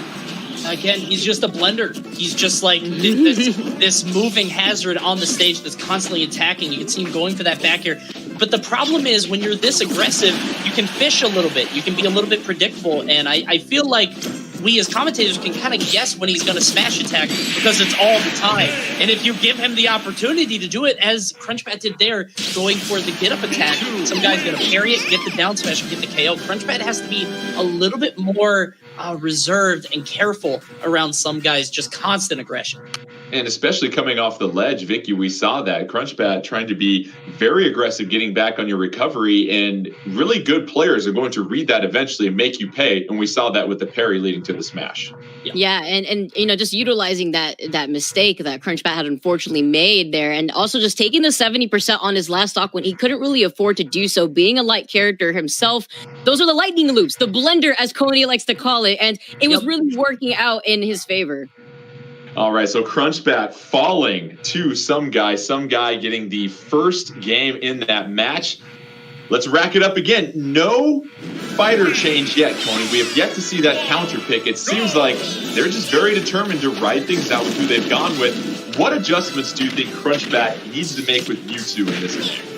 If I'm being honest, one of the biggest adjustments is getting lucky on stage, because part of this is, you know, the stages are random and we have a large list of choices. I don't think we've seen a single final destination, but Battlefield is, I think, going to be way better for Crunchbat here, just because it's a much bigger stage. It's much larger, so he's going to be able to survive longer than Pichu.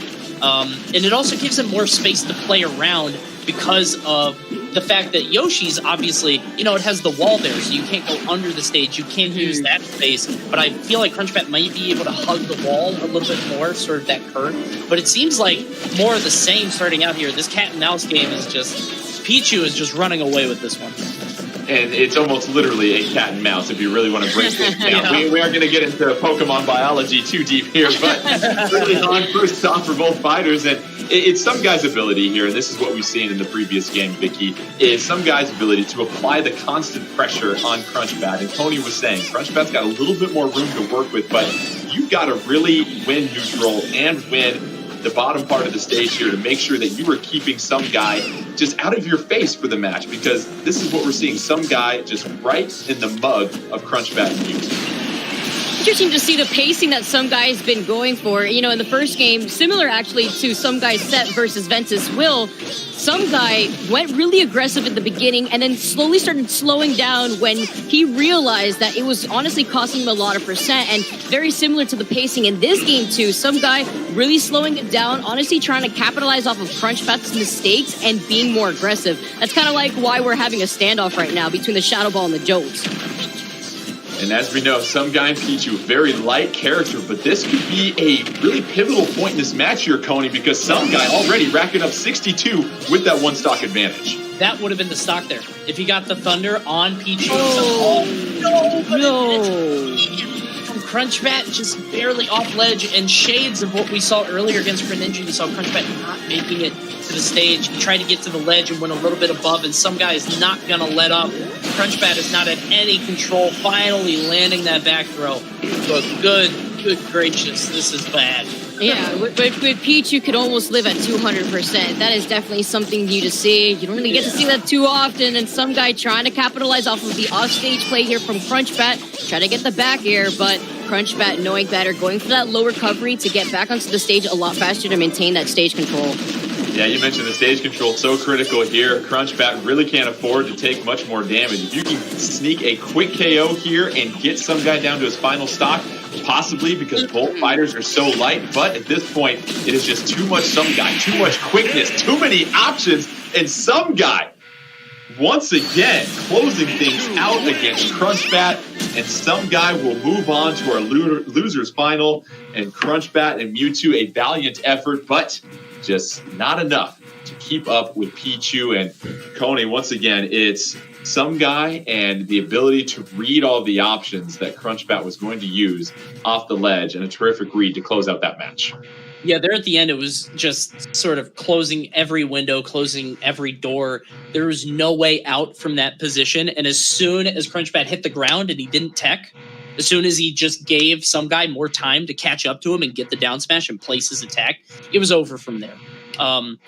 some guy just using Pichu's mobility, his speed, his quickness, and his raw just damage. His power is just insane. You saw some guy use that to great effect. Crunchbat, unfortunately, despite some great showings that we saw, we know that he has the talent and the potential. We've seen him pop off in these sets, but it unfortunately just was not enough at this level. Making it to the dance all the way here at the top 4, but just could not pull it out.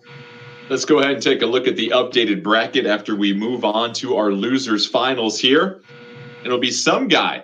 A rematch against Ventus Will. They faced off in the winners semifinal. Different paths to get there, but they will get a chance to refresh things, maybe recalibrate a few things as well too, as they get set to fight and be the winner. And whoever will advance to take on Greninja as well. And Vicky, last time we saw some guy taking on Ventus Will, it was pretty close. It was 2-1, obviously, in the match, and Ventus Will moves on. But I wonder if we will see that Ness versus Pichu, or if some guy might try to change things up based upon the fact that, well, they lost with their Pichu to Ventus Will's Ness earlier on. Yeah, well, now that some guy has that matchup knowledge and understands what Ventus Will is going to go into the game with, maybe we're going to see a counter pick. And that's the beauty of Smash Ultimate, where you have such a plethora of characters to pick from. But perhaps sticking with a Pichu, understanding what some guy could do to readjust around Ventus Will. We saw some guy take just too much damage, and the threshold that Pichu could live at versus Ness is too big of a gap for Pichu. So I think the slower pace is going to be in effect in the first game, versus what we saw in the last set between these two, where some guy was a lot more aggressive. And we are not going to see a fighter change. Let's go ahead and rack it up and hit the cue ball. It is some guy, Ventus Will, losers final. Winner will go on to take on Greninja in the grand finals, regions 7 and 8. So let's pick up the action early on, and already it's the same story we saw against Mewtwo. It's the early damage rack up by some guy in Pichu. Just so good, especially with those safe approaching aerials here, Coney. Yeah, it feels like some guy is just so good going from ledge to ledge, racking up a ton of damage. But one thing that I noticed Ventus Will doing against some guy, in particular in their earlier set, is utilizing get-up attack. One of the issues that you have is when you're constantly attacking at the ledge, the get-up attack is actually invincible, and it'll go through any attack that you throw out. So if Ventus Will can keep placing that get-up attack in a wise way, like some guy will have to throw it up and slow things down. Like you guys were saying, I'm a little surprised we're not seeing a character switch, because I feel like some guy is just all offense all the time, but it's going to work out there, as the double T-Jolt is going to steal Ventus Will's chances of making it back to the stage. Yeah, one of the things that differentiates Pichu and Pikachu is that recovery, and the fact that Pikachu does have that hitbox, whereas Pichu's essentially a floating duck, literally, and that's why I'm a little worried about the yo-yo, but some guy taking advantage of the disadvantage that Ventus Will was at when it came to him having to come back towards the ledge. Yeah, it's really exciting seeing both these fighters get on the ledge. It seems like they're trading ledge positions back and forth. Someone will recover, that send the other one flying, and that ledge trapping game is going to be critical in this matchup. We saw that some guy really disorienting Ventus Will, couldn't connect with that PK Thunder, but some guy once again living long with Pichu. Pichus aren't supposed to go past their expiration date here, Coney. No, absolutely not. This is way further than a Pichu's normal life expectancy. This is a very old Pichu here. This stock is getting moldy. It's growing sprouts. Ventus Will, oh no, not again.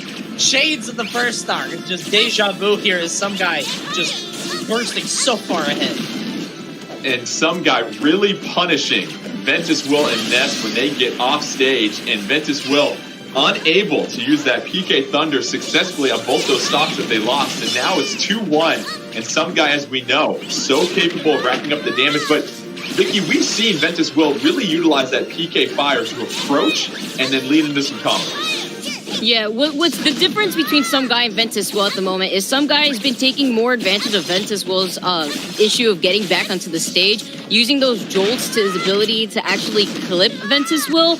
We have him now in a similar situation where he is off stage, opting to go for that low recovery, but instead of trying to go with just the up B, opting to actually go for the jump to get to that ledge invincibility instead.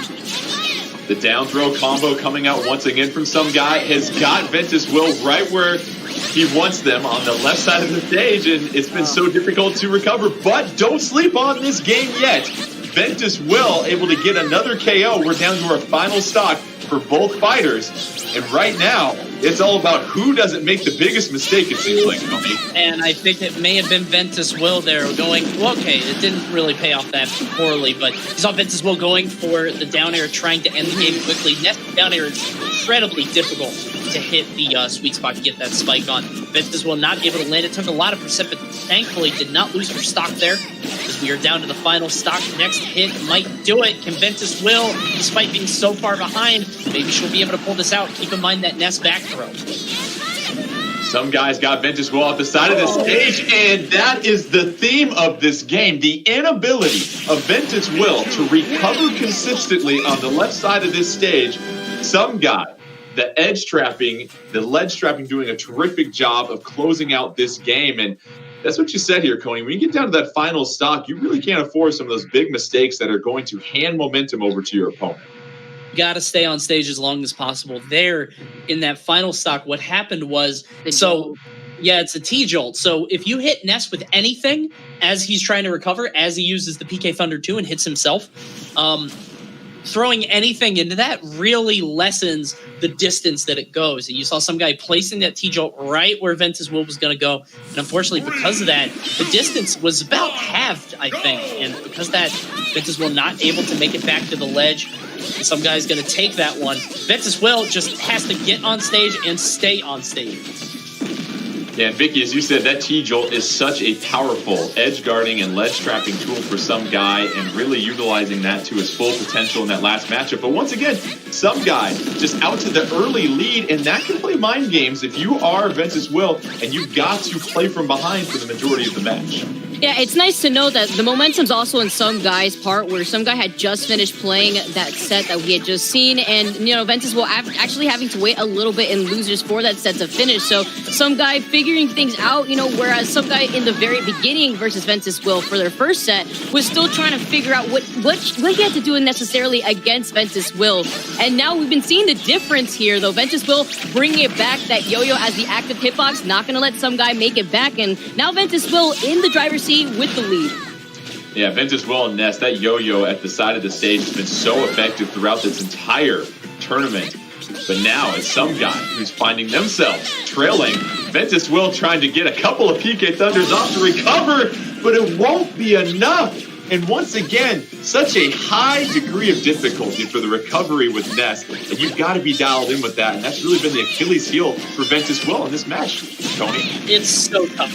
It's so hard to get the first time. So if you bounce against the stage like that, you do get a second PK Thunder, which is what you saw Ventus Will utilize. She was able to, get 2 recoveries, but that angle is so difficult because you don't want to bonk your head on the stage. You have to go with the slope curve.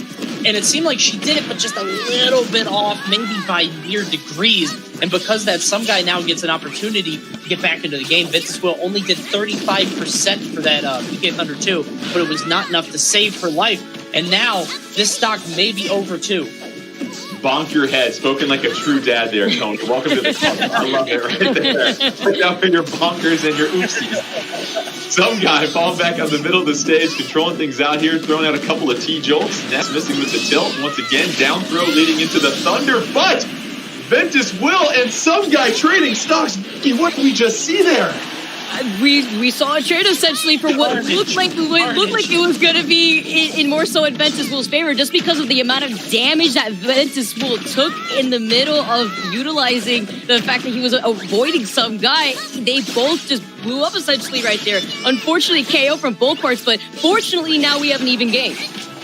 Some guy trying to close things out against Ventus Will, but Ventus Will connects with the aerial and Coney. Ventus Will not ready to quit and give up in this tournament yet. Evens things out at 1 game each. You have to love how they closed out that match there. That was like 4 or 5 back airs in a row. Just kick over and over. Just placing those hits again and again. That was super tight and just so clean from Ventus Will, because that's not an easy aerial to hit, especially on such a tiny character like Pichu. So Ventus Will really rallying there in the last stock. And I'm wondering if it's going to be how their first set was in winner's bracket. If you remember, Ventus Will lost the first game and then sort of slowly, like you said, recalibrated recalibrated, tightened the bolts, figured it out. He's now got the third game to try to make this work. I'm interested to see what stage they go to, though, because is it Battlefield, which is huge and, everybody's going to live forever? Is it Yoshi's, which is really tiny? I think stage is going to be super important for this game 3.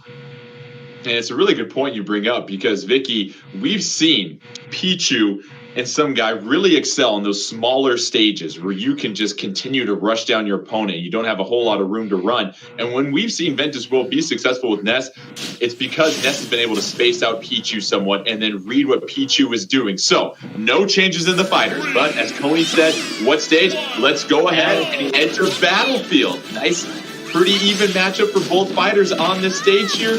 If you are some guy here, Vicky, what are you looking to do to close out this match now that you've had a really good sample size against Ventus Will in this Ness?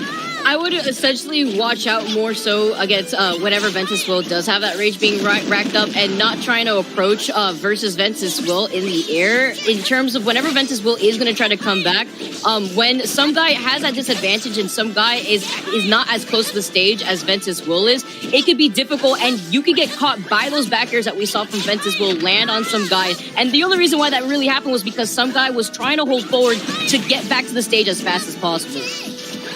PK Fire coming out from Ventus Will. Both fighters just exchanging a couple of glancing blows. Nobody with a clear advantage at this point, but also the platforms really come into play here, Coney, and being able to get yourself underneath your opponent is going to put you in such a better advantageous state. Yeah, in Smash, it's sort of a general rule of thumb. It's an understood thing that being above your opponent is a very bad thing. So that's why you're going to see these guys sort of patrol the bottom side. Ventus Will trying to catch some guy jumping, but it doesn't happen. I do think this sort of, I got to be honest, I think the stage does favor some guy more than Ventus Will just because it is going to extend the blast zones. It means that some guy's going to live for longer. Ventus Will isn't getting KO'd because of damage. Ventus Will is getting KO'd because of edge guarding. And that's going to happen on any stage because, no stage has a floor. And huge down smash there from some guy, that's going to be devastating to Ventus Will. Yeah, some guy waiting for the smash attack of Ventus Will to whiff and gets the punish. And Vicky, as you continue to point out, it's about reading your opponent and finding those really narrow openings to capitalize. Yeah, we finally get the back over there. And it was unfortunate, too, because Ventus Will had tried to go for a really hard read, and because of that, some guy took advantage with the down smash. And although it did look like Ventus Will, she could have DI'd it just a little bit better, but not doing so, unfortunately. And now, with 37%, some guy is trying to take this lead to a different level. Both fighters on their second stock. Winner will move on to the grand finals to take on Greninja and Coney. This has been the most exciting matchup we've seen throughout this entire 4-player double elimination bracket, and the fireworks continue to pop off. I'd say so. Huge forward smash there from some guy. Just a haymaker all the way on Ventus Will with the extension on the forward smash. Ventus Will is going to have to pull something out here as some guy is trying to go for his revenge. Keep in mind, Ventus Will is who knocked some guy into losers, and now it looks like some guy might advance, but Ventus Will using these aerials to great effect. But the platforms, as you were saying, seem to be great relief for some guy there as he retreated to the top platform using that Pichu up B. Great use of his resources trying to get out of there. Back row, is it fact or fiction? It's fact! That's going to take it. Yep, and Will closing things out here and making it even. And Vicky, as you said, with Pichu, the match can turn at any moment because you're a very light character, and we've seen Ventus Will with just the tenacity to never give up, and then another really good read with the yo-yo once again. Yeah, we saw something similar within Crunchbat versus some guy where some guy was able to bring it back despite being, a little down there. But now some guy still in the game, but has to be careful. He is a glass cannon again, and so he is more susceptible to getting knocked out a lot earlier than Ventus Will. And the way that Ventus Will has been playing so far, just essentially capitalizing off of some guy's play off the ledge and trying to get back to stage control. Both fighters nearing 100%. Final stock, the Thunder, and that'll do it. Some guy backs revenge against Ventus Will. After getting knocked out in the first round of the winner's semi, some guy battles all the way back in the loser's bracket and will now face Greninja in the grand finals. And as you said before, Coney, those platforms really benefited some guy and able to use the superior mobility that they had over Ness and Ventus Will to really close out that match. Yeah, if I'm going to be honest, man, I felt like some guy was just constantly hitting, just constant swinging, A button, A button, A button, down smash, back air, up tilt, and there the down tilt into the thunder, just constant attacks. And that last stock I thought was going to be played a lot slower. Like I thought that it was going to be like them just sitting under the platform, sort of taking their time. But some guy landed that one opening on Ventus Will. Ventus Will's not ready for it, landing the thunder. That's going to do it. Some guy is going to advance into finals. Let's go ahead and take a look at that bracket now that we have our grand finals set here and our finals between regions 7 and 8. Greninja, who is yet to lose a match, will take on Some Guy. Don't forget, Some Guy will have to reset the bracket against Greninja. And so Some Guy will have to take 2 matches away from Greninja if they want to be victorious. Greninja just 1 match away from being your winner. Don't forget that winner will get a digital download code for the Super Smash Bros. Ultimate Fighters Pass Volume 2, digital code for the Splatoon 2 game, and the ARMS game as well, too. And so this is where it gets interesting when it comes to fighter choice, Vicky, because we saw Greninja use Cloud. We've seen some Joker come out as well, too. But now you have a very fast rushdown character in Pichu. What direction do you think Greninja might go in when it comes to their fighter here? Well, neither of these players have played against each other thus far, so this is going to be the first time that Greninja is going to be exposed to the rushdown Pichu that we've been seeing from Some Guy. But we can't count out Some Guy either because we also seen that Some Guy has played a plethora of other characters on his own between the Dark Pit and Bowser. So Counterpick Central could be coming up here for Grand Finals. So it's going to be quite interesting to see which of these characters that these players are going to opt to go for.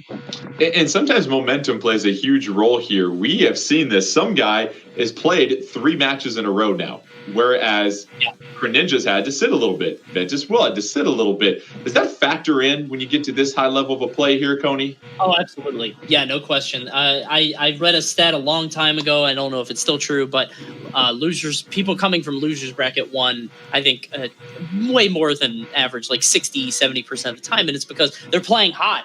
They played a lot of matches to get back into this. And let's not forget, Some Guy, it's not like he dipped down straight into losers finals. He had to play all the way back up. So we'll see if he manages to do it. I do think he's going to struggle against Greninja because I feel like the constant onslaught of aggression, I think Greninja, his play looked a little bit more sophisticated, and I think he's going to be a little bit more ready for that. But I think it does come down to character choice, like you guys were saying. The fact that we hadn't seen any Dark Pit or Bowser thus far leads me to believe he's just going to stick with Pichu all the way through, just rock with that. But that's going to be tough against Cloud, and it might be even tougher against Joker. I'm really interested to see how this one goes. Yeah, and as we said before, it's random stage selection. And Vicky, do you think the stage is going to play any type of impact in this matchup if we do see Cloud versus Pichu and no surprises with our fighters?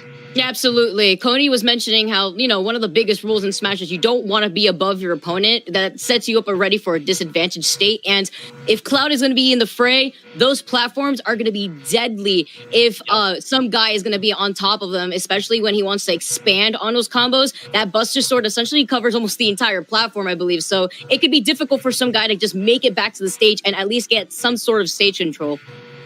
And we look at the fact that we're here in grand finals here, Coney, and you've seen a lot of championship matches as they get set to decide a winner here for a tournament. What's the mindset that you have to approach when you get to this point? Because now you've gotten into a little bit of a groove, but you know that you've got that championship right there in front of you. You're just a match or 2 away from that. Yeah, you got to take every game one game at a time. One of the things that can happen sometimes is I've actually been a competitor before. I've been on both sides of this. I've been the guy coming into grands from losers. I've been the guy waiting in grands and winners. And I can tell you from losers bracket, you can sort of jazz yourself up a little bit sometimes where you'll say, okay, well, I just won a match. I just got to win 5 more. It's not that hard. It gets harder. Some players are much, much stronger sort of over time. I do think that Some Guy does have a bit of a benefit because these are both 2 out of 3 sets. So, he doesn't have to win, 2 grueling, potentially game 5 sets.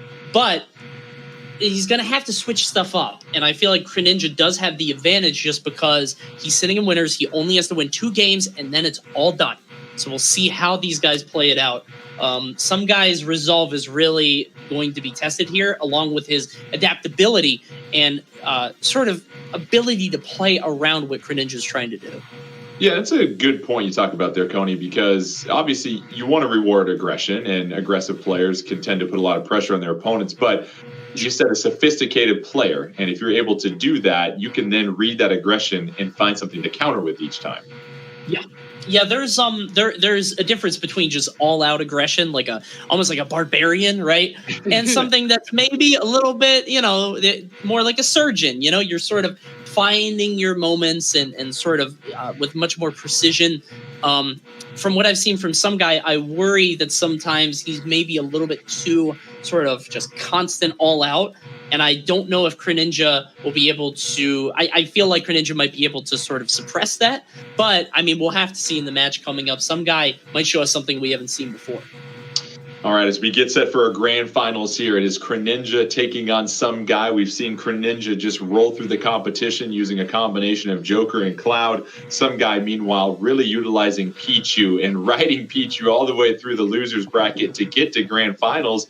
And what I'm really excited about seeing in this matchup here, Vicky, is just how capable Pichu will be able to edge guard against Cloud. We know Cloud doesn't necessarily have the best recovery, but at the same time, we know that Cloud can still get back on stage, still has some weapons, isn't afraid to dip low as well, too, especially when they get on the offensive. Yeah, so we've been seeing some guy utilize two of Pichu's best tools when it comes to offstage pressure, and that's the T-Jolt, and that's the forward tilt by the ledge to two-frame, essentially the other fighters that we've seen throughout the bracket. And I think that's going to play a huge factor in at least trying to make a comeback if Greninja happens to be in the lead, which that damage output from Cloud is going to be showing that more than anything. It all depends, though, at how many times Greninja is going to be at that disadvantage state for some guy to take advantage of that. And Coney, if you're using Cloud, it's about getting your limit and getting time to charge that. But it seems like you might not have a whole lot of time to sit back and have some lemonade on the porch and charge limit against Pichu and some guy for how quickly they want to rush down on you the entire match. That's a very good point. Yeah, I was going to sort of go with the angle that, Pichu might perish very quickly against Cloud with that limit. I mean, you got to keep in mind that limit cross slash might KO Pichu at 50, 60, 70, depending on where they are on the stage. But that's a very good point that you bring up where some guy is just all out, right? He's just chasing you down. He's trying to hammer you in, and there's no time to charge the limit. So the only limit that you're going to get is from getting hit, honestly, or landing hits on your own. So we'll see if Greninja can use that limit in wise ways. Like we saw before, I feel like he is sort of the penchant to kind of let it go early and not really wait for the opportunity and kind of let it rip right away. So maybe he'll have to be a little bit more sort of discerning on that. But it all comes down to sort of how these players feel each other out. I think in the early game, too. I think the first game is going to be huge for establishing the pace of the rest of the set. Yeah, both players getting set to face off against each other in grand finals. Once again, these are the grand finals for the Region 7 and 8, Northeastern North America, as we like to say it here, for our Super Smash Bros. Ultimate North American Online Open, May 2020. Don't forget, next week on June 7th, we'll have the finals for Regions 5 and 6. That'll represent Southeast North America as well, too. So plenty of action. And, we talked about 3,000 players just for Region and 7 and 8 combined here, Vicky. And just to be able to get to this round of 4 and get to this finals is impressive in and of itself. But it looks like we're ready to roll here. And here we see Joker coming out very much like Greninja did, pulling out Joker against an Inkling in the round of 32. And what do you think is the thinking behind this here, Vicky? Yeah, I think it settled down to what Coney was mentioning before. Now it's not the fact of trying to get the gip onto Cloud. Now it's actually even harder where, both Cloud and Joker have the ability to rack up this meter. So that way now instead of the final meter, you're going to have to be thinking about the fact that Joker is going to have that Arsene on board and the back air that is going to be coming into play when it comes to some guy approaching from the air. But now you also have to think about some guy playing a character like Pichu could low profile under a lot of these moves, especially on a stage like Lylat. And Arsene already joining the battle. Greninja going to go ahead and wait for that smash attack to cool down. Good read, but the down throws have been such a pivotal tool for some guy and his Pichu throughout this entire tournament here, Tony. Yeah, getting the down throw combos has been super huge for him, but waiting for that forward smash is exactly what I was sort of talking about before. Greninja just kind of waiting, taking a second, and realizing he doesn't have to get up right away to see if some guy can sort of adapt to that. He does have the advantage early on. See if he can get this edge guard. Greninja deftly avoiding that back air. Some guy now in the bad spot. It's going to go under the stage. Excellent use of that Pichu up B and recovery to change his fade up and be able to make it to the other side. Yeah, some guy just really changing things up against Greninja with that recovery. And we've seen some guy get out to the early lead, but Arsene is not too long away. And Vicky, when you're fighting against anybody that's using Joker, it's all about when can you take that stock and how their Arsene meter is building up, because that's such a pivotal point of any Joker's game is utilizing Arsene at the best time in these games. Yeah, it's interesting to see, although the lead is in some guy's favor, the unfortunate truth about Pichu is you never really have the lead at the same time. Something as fatal to that is, you know, Pichu loses its stock really early and still living to basically 172%. That forward tilt is going to finalize Greninja's first stock here. Although some guy with a slight lead, it may not last for too long at 156. Some guy taking the first stock off of Greninja, but as we mentioned before, some guy really close to the edge here of getting KO'd with that percentage. But this is what you've got to do in these games here, Coney, is when you realize that you've got a stock lead and you've got some percentage on yourself, you're just trying to chip away and get a little bit of your homework done before you get set to the next lesson. Finally losing that stock. The fact that some guy is staying alive so long on these stocks is just, it's criminal. I mean, that's supposed to be the weakness of the character, but some guy just eliminating Greninja here takes out the second stock just without sweating. Some guy with bricks in his pockets, apparently, in this game, already out to the advantage, as you mentioned before, but Greninja not too far away from bringing Arsene out again, and here we go. Greninja might have a window of an opportunity to come back, but it's all some guy, all the momentum, riding the wave out of the losers bracket and putting some pressure on Greninja trying to take this first game here, Vicky. We were talking about keeping your hands warm, you know, throughout these last 3 sets that some guy has been able to actually just do exactly that. You could see it being utilized to its full potential, but now you're seeing a little bit of a different playstyle from Greninja, actually giving more respect to some guy and opting to go for more so reads. You see, not trying to overextend and managing to catch that recovery. You saw some guy actually try to go for the ledge, but unfortunately missing right above it, and he is going to get caught by Greninja's smash attack there. Yeah, we see Greninja trying to go with that down B to build up the Arsene meter, but well read by some guy, leading into another down throw combo, and that's already created this deficit of 97-6 on the final stock. And this is where some guy, that aggression, you've got to be pinpoint accurate, because you cannot allow Greninja to get back into this, build up Arsene, and be just a couple of connections away from ending this game here, Coney. Yeah, we're coming down about 4 minutes past, so I'm very interested in the timer because this has been a bit more slow pace. Some guy has been able to sort of cut through his opponents like a hot knife through butter. But Greninja has put up a bit more of a fight. That back air will land, and it will be the KO even still. And some guy, I think it was all nailed down as soon as he landed that forward smash on the right side of the stage. I believe Greninja got KO'd at sub 100%, which is just... That's tragic for him. You can't lose your stock that early against Pichu. It's just going to set you up for disappointment. Yeah. And you also pointed out too, Coney, and this is something that we were chatting about, Vicky, about Pichu is, yes, Pichu can rack up a ton of damage, but what you're trading off is that lightweight. And if you get anything close to 100% damage, you're supposed to be KO'd. Well, what some guys really done here, Vicky, is live beyond 120, 130, and be able to rack up that damage on that second stock to give them just enough of a lead to close out these games. Yeah, it's not even against Greninja, just throughout the bracket in total. Some guy's been doing a really good job at sustaining that survivability, but now being able to keep the lead like that, in general, it's just very difficult to make a comeback versus Pichu when he was exactly an entire stock ahead. I mean, I believe he was like at 0% when Greninja lost his stock at 80. So here we are, some guy, one game away from resetting the bracket here in Grand Finals. Greninja looking to try and recalibrate after taking that first L with Joker. As we said before, Coney, it was all about Pichu and some guy's ability to sort of steal that second stock from Greninja. Let's see if Greninja plays a little bit more of a patient baiting game, looking for those quick little windows to capitalize against some guy in Pichu.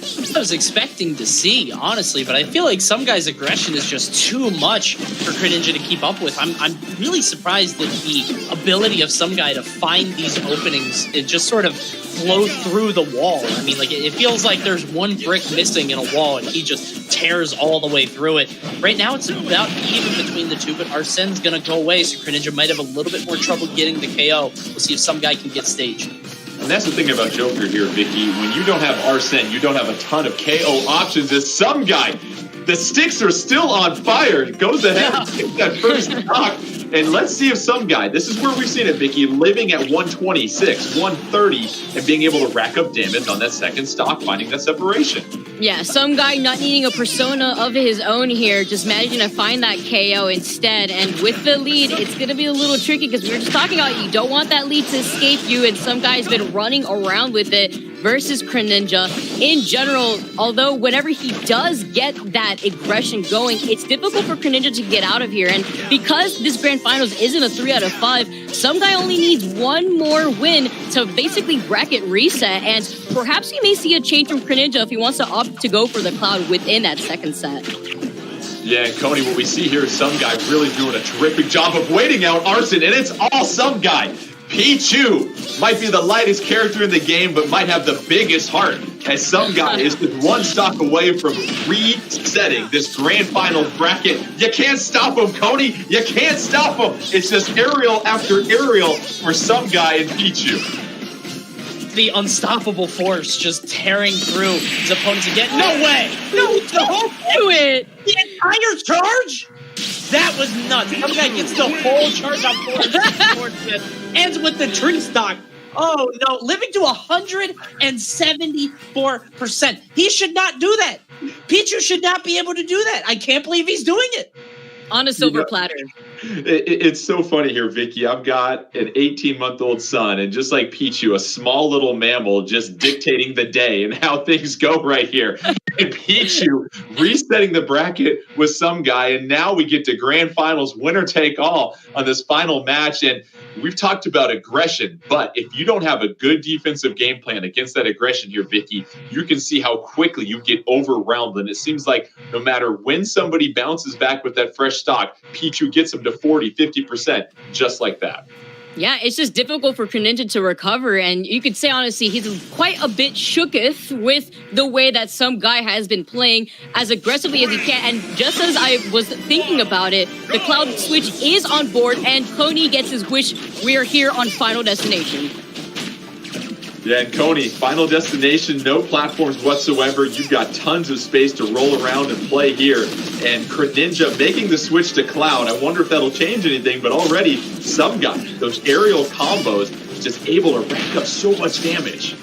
I don't know how the Cloud's going to fare. I do think he needed to do something, and I think that going Cloud was a great choice. It just, I'm going to be honest, like I was saying, I thought that some guy was going to struggle against Greninja early on, and I was clearly very wrong on that, as some guy just kind of burned through him, especially in that second game. This is the first time I think we're seeing Final Destination here, and I think Greninja kind of rolling something a little unlucky here, a stage with no platforms on Cloud, but he's doing okay here so far, pretty even, gets that huge cross slash, doing a lot of damage, but it all comes down to this edge game.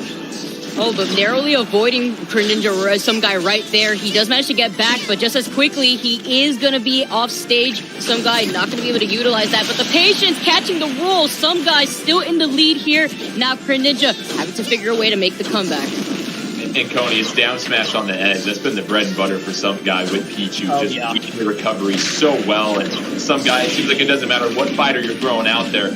Some guy's got a game plan with Pichu, and that is, I'm going to get up all in your face and not give you any options or any room to breathe.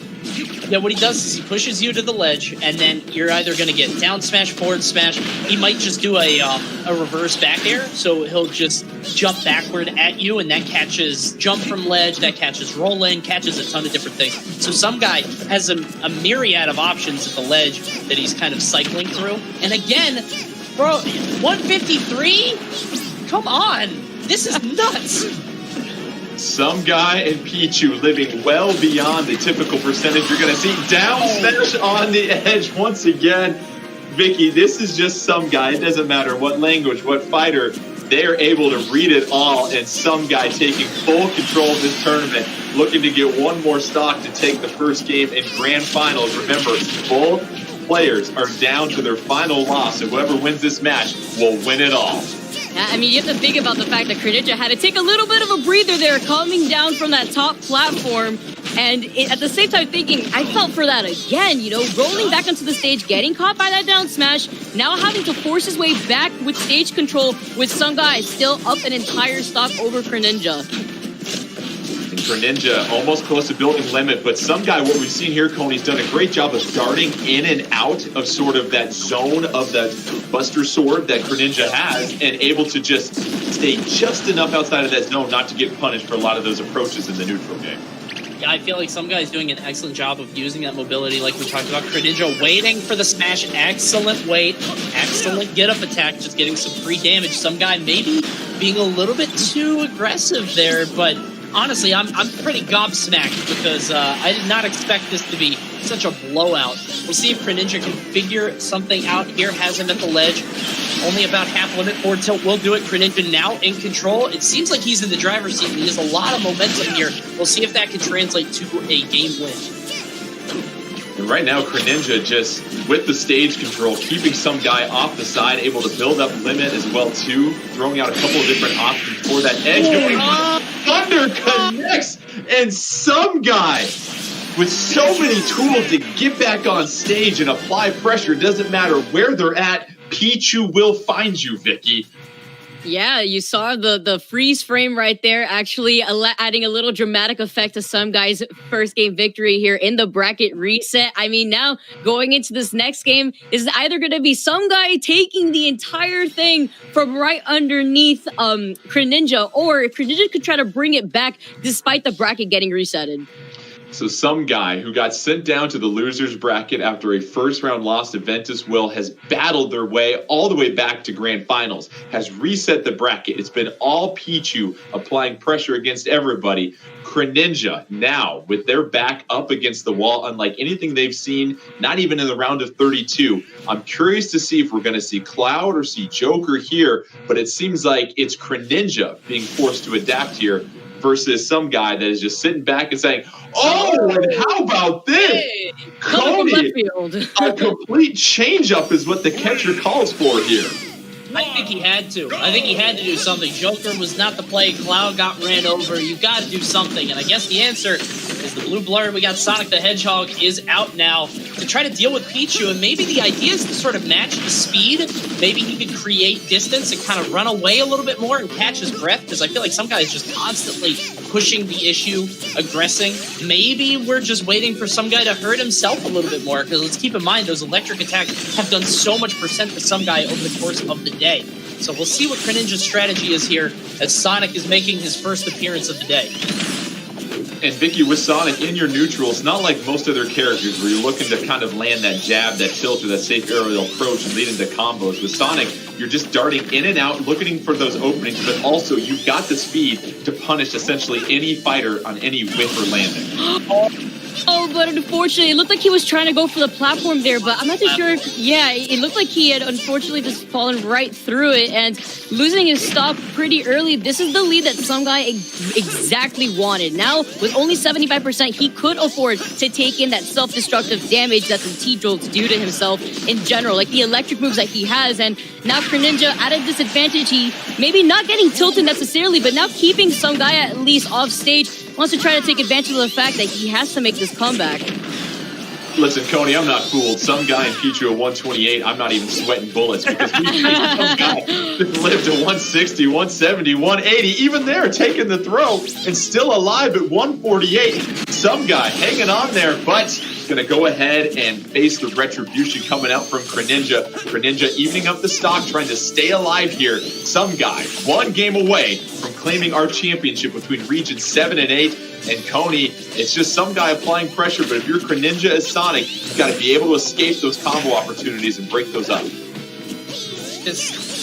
After watching these, has some guy lost a game since Ventus Will early on in the tournament? I don't know if he has. I think he's just worked through his opponent bit by bit. And Greninja just has to find some I don't know. It's an answer to a question that has not been figured out just yet. Some guy gets the dash attack, cannot get the follow through, but Greninja's still at a big disadvantage. But let's keep in mind all the damage that some guy is doing to himself. He's already at 75. If things go like normal, as they should, and this Pichu perishes at 80 or 90%, Greninja should be okay. Yeah, Greninja really trying to hang on in here and has done a better job with the second stock of not having to face a lot of those down throw combos, but some guy one stock away from claiming the championship here. Greninja really going to have to dig deep.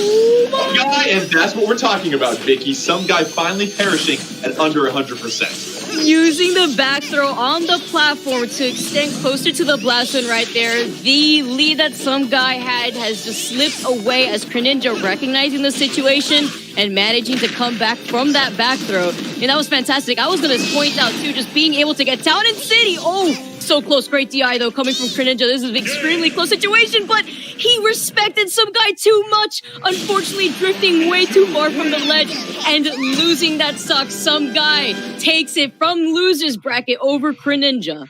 And that'll do it. As Coney pointed out, some guy falling down to loser's bracket after the first match.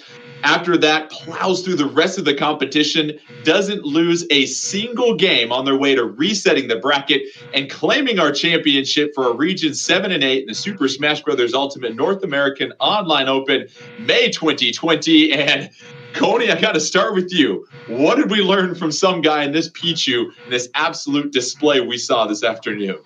Pichu is it's like a circular saw that turns on. Like, have you ever seen in like cartoons where like a tool will turn on the ground all by itself and then it just kind of cuts all the way around the room? That's what I'm seeing from some guy here. It's like he just goes off and he's just all over the stage. You can't get away from him.